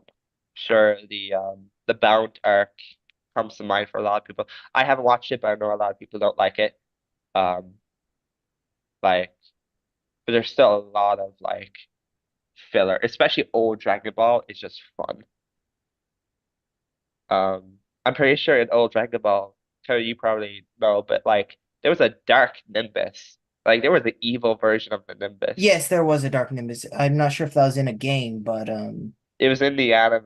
The only reason why yeah, I remember it is totally not Mark commented and yeah, because I like do know made there was a content on Dark it. Nimbus. Yeah, I remember that like what's his name? The guy goes up the and he comes down on the Dark Nimbus, and the Dark Nimbus drops him, and he falls to his death. Like falls off it, and it was very anticlimactic. Yeah, I man, like that I love it when people just randomly die. because it wasn't just filler; it was they were tackling canon content in. Yeah, Tao Pai Pai. That's it. Yeah, it was like they were tackling what happened in the manga, but they changed it up, and they gave us Dark Nimbus. And it just that's how they ended off his character Thank you. in Thank you I for think this about shit. it, Tao in the Pai Pai anime. had a lot of aura because a dude Oh yeah, this shot shit him, is. he just kicked his sandal, boom, bullet, Damn, they fucked your like shoe up, bro. right Oh back no, there. this shoe was just like 4 years old. So Tao This is Pai good. Pai had a lot of aura. Mm. Like My Hero filler, as much as people want to dock on it, I think it's very fun. Like the photographer, I want I to see think him again. Like I want him to be in the last chapter, taking a photo of the students. I think My Hero filler puts more effort into being non-disruptive Yes. than old school filler. Because man, nothing was worse than like watching a crazy ass battle in Bleach going down. They're in the middle of Hueco Mundo, and then the trailer is for Don Kanonji coming back and a fucking soccer game. You just be sitting there like, huh? I also think that like sometimes it could be cool. Like the filler arc, I think it was season 5, was it? Not arc, but episode where it follows Uraraka, and we get to see her put on her new costume. The Uh, one where she's on the The one where they beach. fight yeah, the it was the beach smugglers. episode. Yeah, yeah, it was kind of like a tie-in into World Heroes Mission. I think that Uh, was season 4, but It I'm was pretty sure season it was five. season 5 Yeah, it because was Yeah. they're five under because that was okay. with yeah, EA. Endeavor Oh Agency. yeah, Yeah. that's what people were upset Um, about. but I love that filler. That's also one of the reasons why I still stand by but like earlier when I talked about Deku's costume in the new movie, that'll be Dak's version, right, for Man, I Deku. remember the days of that filler coming out, talking about it was linked to Trigger and everything. I'm like, oh, since EA is coming out, it must be that at the end of it, it's gonna show ending getting the For trigger ending. at the end. Nah, man, they hoed ending. I'm pretty sure we got an anime original scene, right, with ending, Yeah, where just he him was like walking out looking of at prison. yeah. Um, I still think we need a more ending. I like ending a Hey, whole man, lot. you got the I want to best see his quirk animation of before the it. season. I'm all happy there is. I think of that core. I don't think of the season. I Of think of this, that no, core. it was of this. He had the best episode animation quality wise. You think so? Because I think joint training can No, like because it was not as consistent 24/7. I do think an actual fight, I do agree. I just think there are better cuts that are like There standalone. may have better cuts, but like Yeah, yeah. consistency wise, I yeah. agree that. Yeah, I agree. Like ending was super cool. I want to see his quirk before he got boosted on trigger. Like show us Bro. it being kind of like lame, but also Yeah, I was have gonna like say, a you want to lot see of it to be personality. dog shit quirk? Well, it still has a lot of personality, right? So I would still like to see it. Like I want to see the quirk at its highest and also at its lowest. No. I bet the person who was born with a gun for a face had like a pretty rough life. That's kind of crazy. Well, I Gunhead mean, had a head with guns on it, like the thing so about he being has a great born life. with a gun for a face is that you can't like if you ask anybody for anything, it's automatically a stick up. Like, Can I Man, the get your dad jokes charger? are coming out, huh? hey man, can I borrow a pencil? Like, come on. Like My question is, how does it fire though? Like, what if you're just like sick one day and you just like sneeze? Is that gonna like blow a bullet? Where do the bullets come from? Damn, I just popped pops, man. I think it's worse for the guy with the water bottle, not the water bottle, the spray bottle for a head. Hold on, my wife made an important point. which is that the mom needs a license to carry the baby home from the hospital. That's true. You need a concealed carry permit or an open carry permit. You have to get extra paperwork to carry your own kid. It's wild. Yeah. I mean, it depends what state Yeah. you're in. That was like a You did 10D Japan. chess joke. If you tickle your kid and they shoot somebody, is that Are like, you wow? But what if I the wanna know bullets that. ain't as strong if they're a baby though? What if they're like BB pellets? That's still And a it's only gun, when bro. you become like So a you take grown out man, nine. you become like real, but like that's still 44 calibers and that's like still 9 firing millimeters. stuff at civilians. Hey Yeah, so man, you take all out I'm an eye or saying sterilize is, somebody. It's whatever. I'm just saying, if the firepower is weak enough, I could just argue that's just like a hey regular. man, These either are way, I'm putting the kid in jail. That's wow. crazy. That's crazy. That is You really trying to insane. make a gun face out of a Bane out of a gun face? That's kind of You crazy. think I'm gonna let him roam around schools? Fuck no. Can't you just Hawks put like needs to hire wait, me. can't you just turn wait, can't you just turn the I forget what is it called? Like the safety on? You can't just like tap like the side of their neck and then boom, they just don't Oh. shoot anything. I don't know, man. What if he gets pissed one day? I mean, I feel like you would know not to take off the safety. Maybe he forgot. Do you think there's a person, like this is unrelated, but do you There's a think there's a safety person with a on. quirk like Click? Was that Thomas? Do you think there's a person with a quirk like the movie Click with Adam Sandler, where he could just like mute your voice? That'd be fire. We were talking about fillers, and I took a 10-second. I don't know. Smoke that fire. Did you hear what Thomas did earlier? What What? did I do? We were talking. I told Ponzu it was like you oiled yourself up for the Oh my Irish. god! Oh my god! Stop lying! I'm That's not lying. crazy. You The literally cat I was told me in personally there to call. witness it, man. It was kind of crazy. Exactly. What? Squid was there to You witness gotta it. explain yourself to God. I don't know about that. Not I'm- me, not us. Listen, I'm atheist, so I don't have to explain anything. Yeah, you're saying you're getting a whole lot of phone call Irish, numbers, man. That's why you're I oiling heard yourself that. up. No, no. Huh? Remember you told us you were staying up at like 3 a.m. and you were getting a lot of phone numbers now, so you're oiling yourself up for them. Oh, Yeah. oh, no. But This you is remembered too it, loud. so it is true. This is the Thomas equivalent of I did not have sexual relations with that. People are offended right now. Am Okay, I the sketch of this situation? yeah. He did not have sexual relations with that man. Just kidding, he did. Possibly. I love how we tackle that, like, kind of like reveal video. I still think people were way Out of bounds, absolutely. About like, what? So the sketch sketch the thing. streamer. And I don't even like sketch. I just think that that whole thing is wild to go digging for that.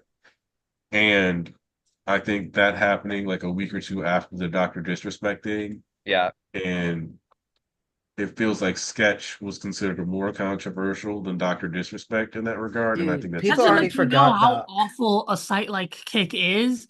Like Kick genuinely just features like the most degenerate people on the planet. I'm sorry, If I but had a penny for like a website being called Kick that's actually awful, I'd have 2 pennies, which isn't a lot. You're Like corny I for making mean, this it's, joke, no both cap. I both mean, they're both coincidences, but yes. maybe not. I don't know. But the point is that in Kick, there's more controversy about a dude being gay than someone who's talking to like little kids. yeah, I can't rock with that. So Yeah. I I like mean, I do That's how appreciate far everyone that's how standing up far the for him. homophobia goes. You got I people mean, chilling out here with a whole ass 6ix9ine gods, but you got Yeah. but God forbid you're gay and you do a couple and you know you are we really on the side surprised? and I now mean, you're the like foundation of Kick was based evil. off of Aiden Ross and Sneeko. Yeah. Like, those were its main founders. I'm pretty sure anyone associated with that was not going to be good. Like I do like that everyone was sticking up for like sketch. Like I really appreciate like seeing a lot of like positivity. Yeah. Uh like Queso coming out and be like, I thought he was getting canceled, but when I looked into it, I didn't give a shit. Like, it's his privacy. Yeah, People man. like Sketch more. That's the only reason. All I'm Yeah. saying is from some subsections of the community, kick, being gay is more of a problem than being a literal pedophile. There are streamers on there that have that on stream have been crazy with minors, and they ain't do nothing. One of them actually like says his favorite movie is Cuties. Like, you should not be taking him as like a And this is, valuable like and keep in person mind, to go to. and keep in mind, these are the same people that be saying that they protecting, children from, Yep. the full agenda. While they're the ones who are actually putting them in danger. Like for Listen. for example, when that so I said I'm not gonna tweet what I was thinking because I thought it could be received like very maybe too harsh. But when somebody was like, "Y'all be talking about not posting your kids on these sites," da da da da. And my first thought was, this sounds like some shit a pedophile would say to try to get you to post your kid on the site. Yeah. Low key. Because it is factual that pedos will grab pictures of people's kids off Facebook, off whatever, and basically trade them like trading cards. Yeah. I remember there was a Nah, whole bro. era of YouTube, and it's still happening, with YouTube Kids, where I believe the main factor for that was that a lot of pedophiles will be like, putting time stamps Mhm. of children for other, like, it'll be just random, like 10, like 46, right? Um, I didn't know what it was until I realized, yeah, they were marking for their fellow like pedophiles to have that material. So that's why YouTube Kids was pushed for and became a thing. I mean, like, I was on NBA Twitter, right? And I come across this quote tweet to a response to some absolute freak talking about Steph Curry's children, specifically Riley Curry, and the stuff that he said was so like egregious and predatory. Like, I physically wanted to hurt that person. Like, you got literally just open pedophiles on Twitter. And these Yep. people got blue checks. Like, these people are getting paid to say this. Like, we got people on Twitter that are literally posted like actual child material that are getting paid by Elon. Like, the acceptance for some of this stuff, especially for people with capital and more on that side of the aisle, is unacceptable. It's ridiculous. Also, fun fact, people have been laughing about it all week, but Grindr's servers Yeah. were getting massively taxed by Mhm. the RNC convention coming. It's a Really? fun fact. It's a Yes. well-known fact that when the RNC comes to like Tampa, they make like sex workers in Tampa make like 3 to 4 times more money than they do on regular months. It's crazy. It is crazy how much people are repressing themselves in that party. And like, you have to remember that it was during the pandemic when this happened, but like a politician in Eastern Europe that was basically trying to like criminalize homosexuality got caught in like a 13-man orgy in a hotel. Yep. Like, it's weird, man. Just weird. Look, this is all just like honestly, I feel like the number one predictor of if you're going to be Republican or not is self-hatred. Like it's starting to become obvious to me at Look, that man, point.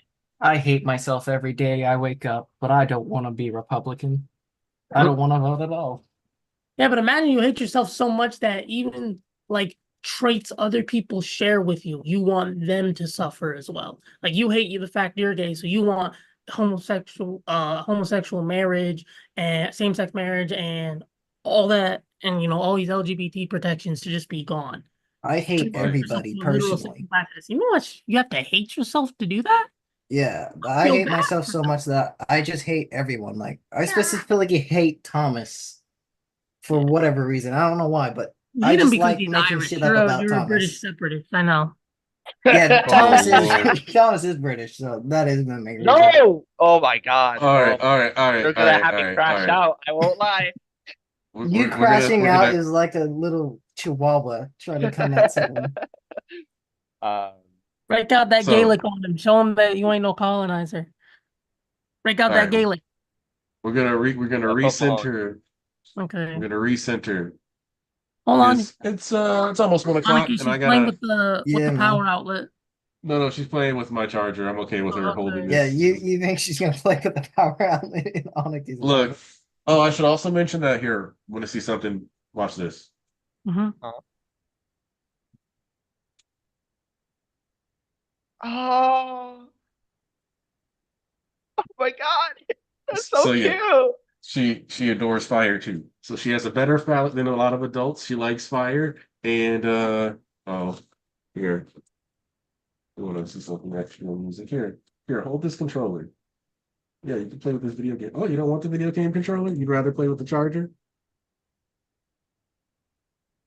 She has her Wanna press priorities. See? You want to press buttons? Look at that smile. I'm used to her. She'll actually hold it like this sometimes. Oh, there we go. Pyromaniac, let's talk about Thomas.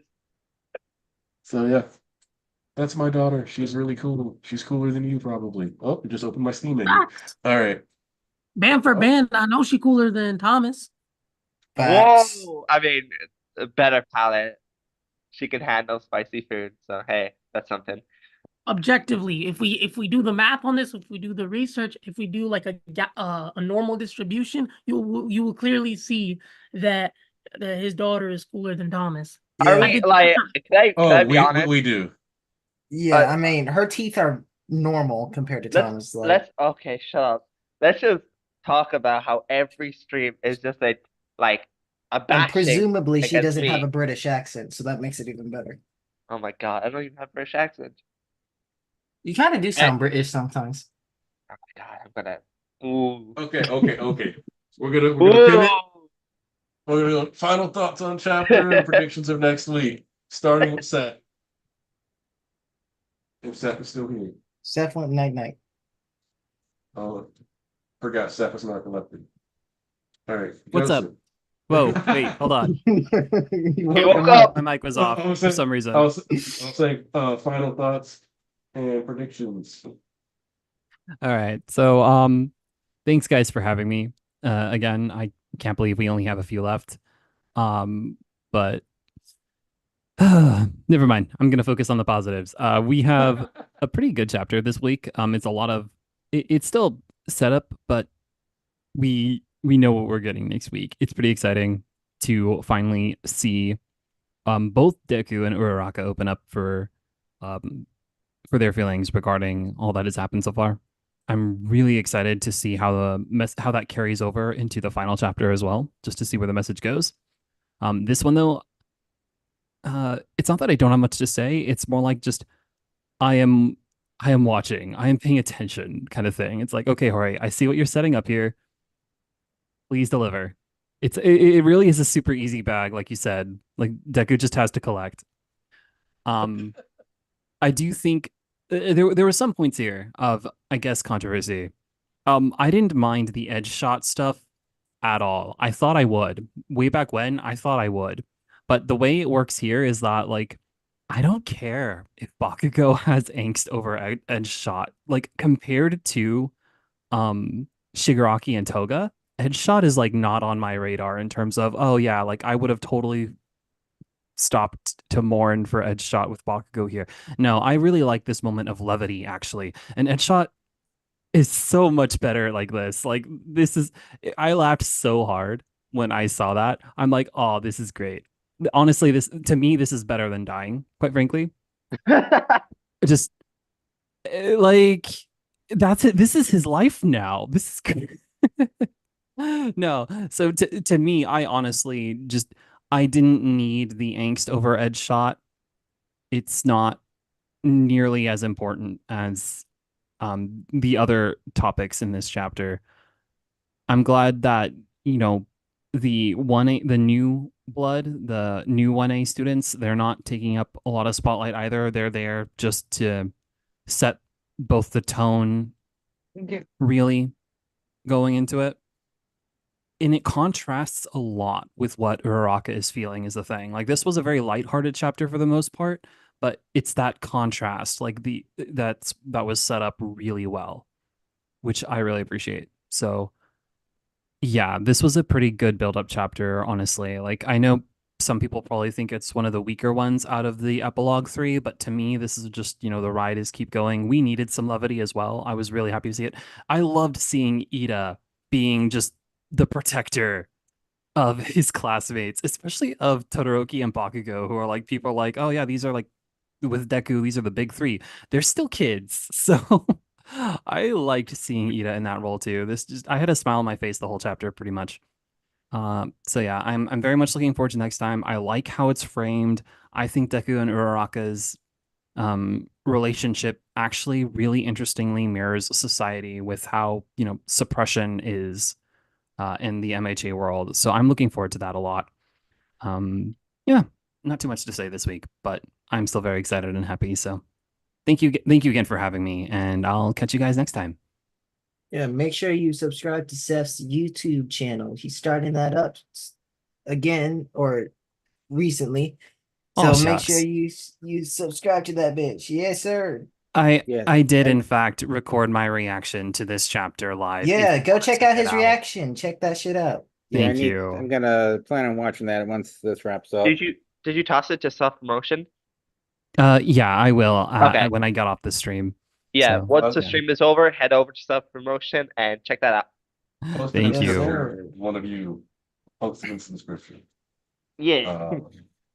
Joseph, no All final right. thoughts. Yeah, Thank you, Lex. you know, I actually got spoiled on one thing about this chapter in the like dumbest way possible. And that was a very, very tasteless joke, and I hope that's all that it was. That a bunch of people fill in the blank themselves over Toga's death. Oh, yikes. Yeah. But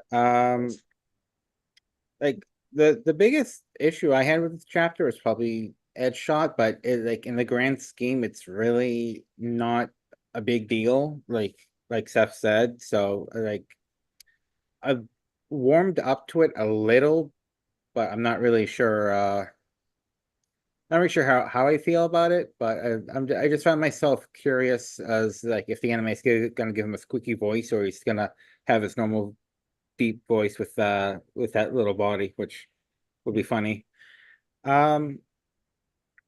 As for next chapter, I'm actually looking forward to like another talk between Ochako and Nezuko, and I'm sure the fandom will be their normal level-headed selves about it. But yeah, I mean the anime is on break next week because of the Olympics, which means the next anime chapter is gonna be the very last the anime episode is gonna be the next anime episode is gonna be the last episode to air with the manga, which is weird to think about. Squid? So, me? Yep. Um, it was a it was a good chapter. I am genuinely interested what the precise reaction is gonna be to the with Deku and Ochiko's conversation next chapter. The precise content of it. I'll say it's like if I had to do like a number score, it was a 7 out of 10. But honestly, like regarding most discourse on like anime and manga, especially on Twitter, a lot of this stuff is like purposely meant to not make you think. Like when people are saying, "Oh, this is peak, this is trash, this is mid," like these purposely small, very non-specific statements. It's not meant that it's it's trying to encourage a culture of discourse that's very thought terminating. And I think it's always important to think, because if you don't think, if you're not always, thinking, especially in depth and in detail, you're very likely to be susceptible to dangerous rhetoric, whether it's politically or religiously or whatever. That's my little message. So always keep thinking. Don't accept anything. Don't accept any discourse that tries to terminate thought. That's my big message for this. Oh wow, that's shocking. Sorry, I was reading something. Yeah, I just saw it in the chat, and it's true. The Guardian came out with a little article. Whoa. Yeah, All right. Thank you for that update, Trippy. that's That, insane. Yeah, that But was was gonna go off later. Joe Biden okay. dropped Hold out on. of the presidential race, but oh my God. Keep drinking this honeydew smoothie, G. Wait, so who's the nominee now? Kamala? Or are they mm, holding like that super delegate thing that I've been hearing about?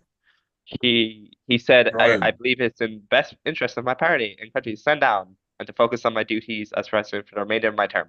That's all he said. Yeah. So who's on the ticket? Okay, wow. I don't know. It has to be Kamala. Hey, And yo, also, ain't my president, so y'all have fun. how big is your house, Thomas? Just in case. Oh, They it's have a to get they have to get their nominee in by They're pretty big. September. That's when the Ohio um It's it's Joker. basically the deadline. So we have to get that in by September, ideally in August, so we can actually build a campaign. But if I'm a betting man, I'm putting it on Kamala. Polling wise, she's doing the best out of all of the major candidates in the Democratic Party. Yeah, that's Yeah. crazy. We're gonna wrap this up, and I'm gonna do Yeah. some thinking. Yeah. Coyote, final thoughts. Oh shoot. Um, say it with me, everybody. Miska, Muska, Mickey Mouse. Headshot Living is the most brother. Mickey Mouse shit I've ever seen. I don't care. I expected it though. I'm not gonna lie. Okay, hold on. Have you read Fairy Tale? No. Oh, That's stop, fine. stop. Oh no. Oh, Listen, my man, heart. if you Is don't that- know Mickey should that Mouse, be the you series don't I know read Mickey next? Mouse Clubhouse Goofy Goober anime until you've watched all of Fairy Tale. Okay, you don't know nothing about that. You don't know nothing about that. I'll read Fairy Tale No, not next then. about that. Okay.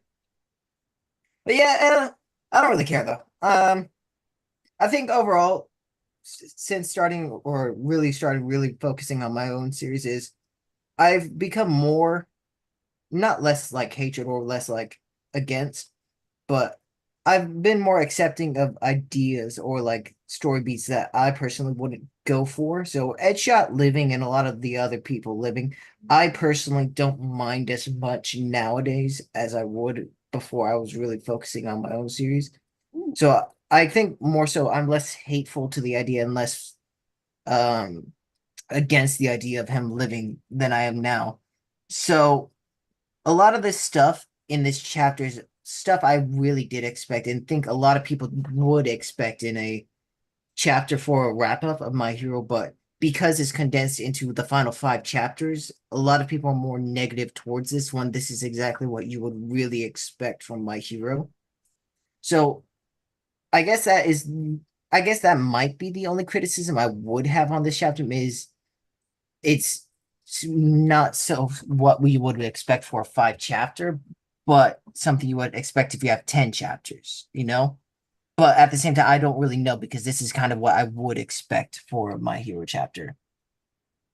The Deku Uraraka thing, I can't really for sure say what I want on that because I'm not really, as everyone knows, I'm not the biggest lover of the 2 characters, and I don't really personally care that much just because it's not for me. But that's where I look for Thomas and what he wants in the series, and that's where I want, what Thomas wants for Deku and Uraraka, and what Seth wants for Deku and Uraraka. What they want for them is what I want for the series personally, even if I don't really give a fuck about Toga or, really care about the Uraraka character as itself. So that's really what I want, is whatever Thomas and Seth wants for these two characters. Other than that, I don't really have He much to say. Yeah, go on, Thomas. Spit that shit. okay. So this chapter is great. I really like it. I do agree. With a lot of the Edgeshot complaints. As much as seeing little Edgeshot is cute, seeing him as a little pipsqueak and seeing him be in his ninja way where he's like, from the outside, intended to seize the day in triumph. Um, speak normally. But I really like. I would really like if he actually did die. I don't. I guess he's now the mascot of the heroes. I guess. Um, I think that is very Mickey, but it is what it is. I'm not gonna like focus on that when there's a lot to focus on once we get to the final chapter of My Hero. I do like that Bakugo is on light lifting, and I'm pretty sure not Edshot, Cementos is to his students that go to the minor test, which means Bakugo has to deal with those new students. I kind of wish we got a little insight on that. It'd be probably funny, but it is what it is. I am really excited for the Izzy Ulcha talk. Whether we get confirmation or not, it's going to be interesting seeing them both fighting each other. And seeing her come out and be honest about how she really feels. I've seen a lot of people get really mad about Toga being in this because we know we're going to get her official in words confirmation that she passed away. But a lot of people took what happened in this chapter as we're not getting anything later, so let's complain about it. Which, you know what, fine. If you want to get upset about it, go ahead. It was funny because I saw some people deactivate and some people leave, which isn't very much a laughing matter. I Good feel bad, riddance. right? Good riddance. I love that you're not on camera, but yeah. But I see a lot of people get upset and a lot of people leave. And yeah, a lot of it is played up and attention seeking. But do you think a lot of people are genuinely upset? And if they are, they're they're they're what's the word? They're welcome to feel that way. Because we're all in this series for various reasons. Even if you're a meathead, if you're there for the emotion, if you're there for the comedy, we're all there for something. And it just seems like a lot of people are there for Toga. I wanted to see her live and have a relatively difficult life, but a life that you can tell will get better with how society is mending. I love Froppy getting upset about Uraraka. Their friendship is very wholesome. Even though I'm not the biggest Froppy fan, I like whenever they are as a pair. Um, Seeing Uraraka kind of hide her feelings and go, which onigiri flavor do you have? Taco greens. Ooh, that's so cool. We're in for a treat next chapter. And also, I saw this. I'm glad a lot of people are picking up on it. The What a Feast panel is it's like an inverse of the Deku I am blessed panel, which is very cute. I know a lot of people aren't the biggest fan of when MHA um does parallels or when MHA does the whole comparisons with each other with each character, but I love it. I like seeing Deku and All Might's past mirroring each other. I like seeing Uraraka and Deku being parallels. I just really enjoy that element of the series. And once we're getting to the actual talk next chapter, we're going to see a lot of it right in front of us. So if you're not the biggest fan of that, you may find bits of that talk kind of frustrating, but it is what it is. Also, Facum, I'm glad to see him in this new chapter. I really, really, really love Facum, and I like seeing him interact with Kirishima for what seems to be the last time. And also say Tokoyami right next to Fat Gum reminds me of the Fat Taxi moment. It's very cute. It looks like Tokoyami is in Fat Gum too. Really cute. Also, Tamaki had a very good moment in this episode, and seeing him in this chapter where we get to see him as Fat Gum's sidekick is really cool. We get to see a bit of his future. Whether we see little bits for Nejire and Mirio, that is to be seen in the last chapter. But overall, I really like this new chapter. I think it's a 10 out of 10. It does hurt me seeing Deku in pain after remembering Spinner's glare. And like I said, the Ida Bakugo like friendship, seeing that from the beginning to the end was very fun to follow. And obviously we know Ida and Shoto's relationship, just like Deku and Ida's relationship.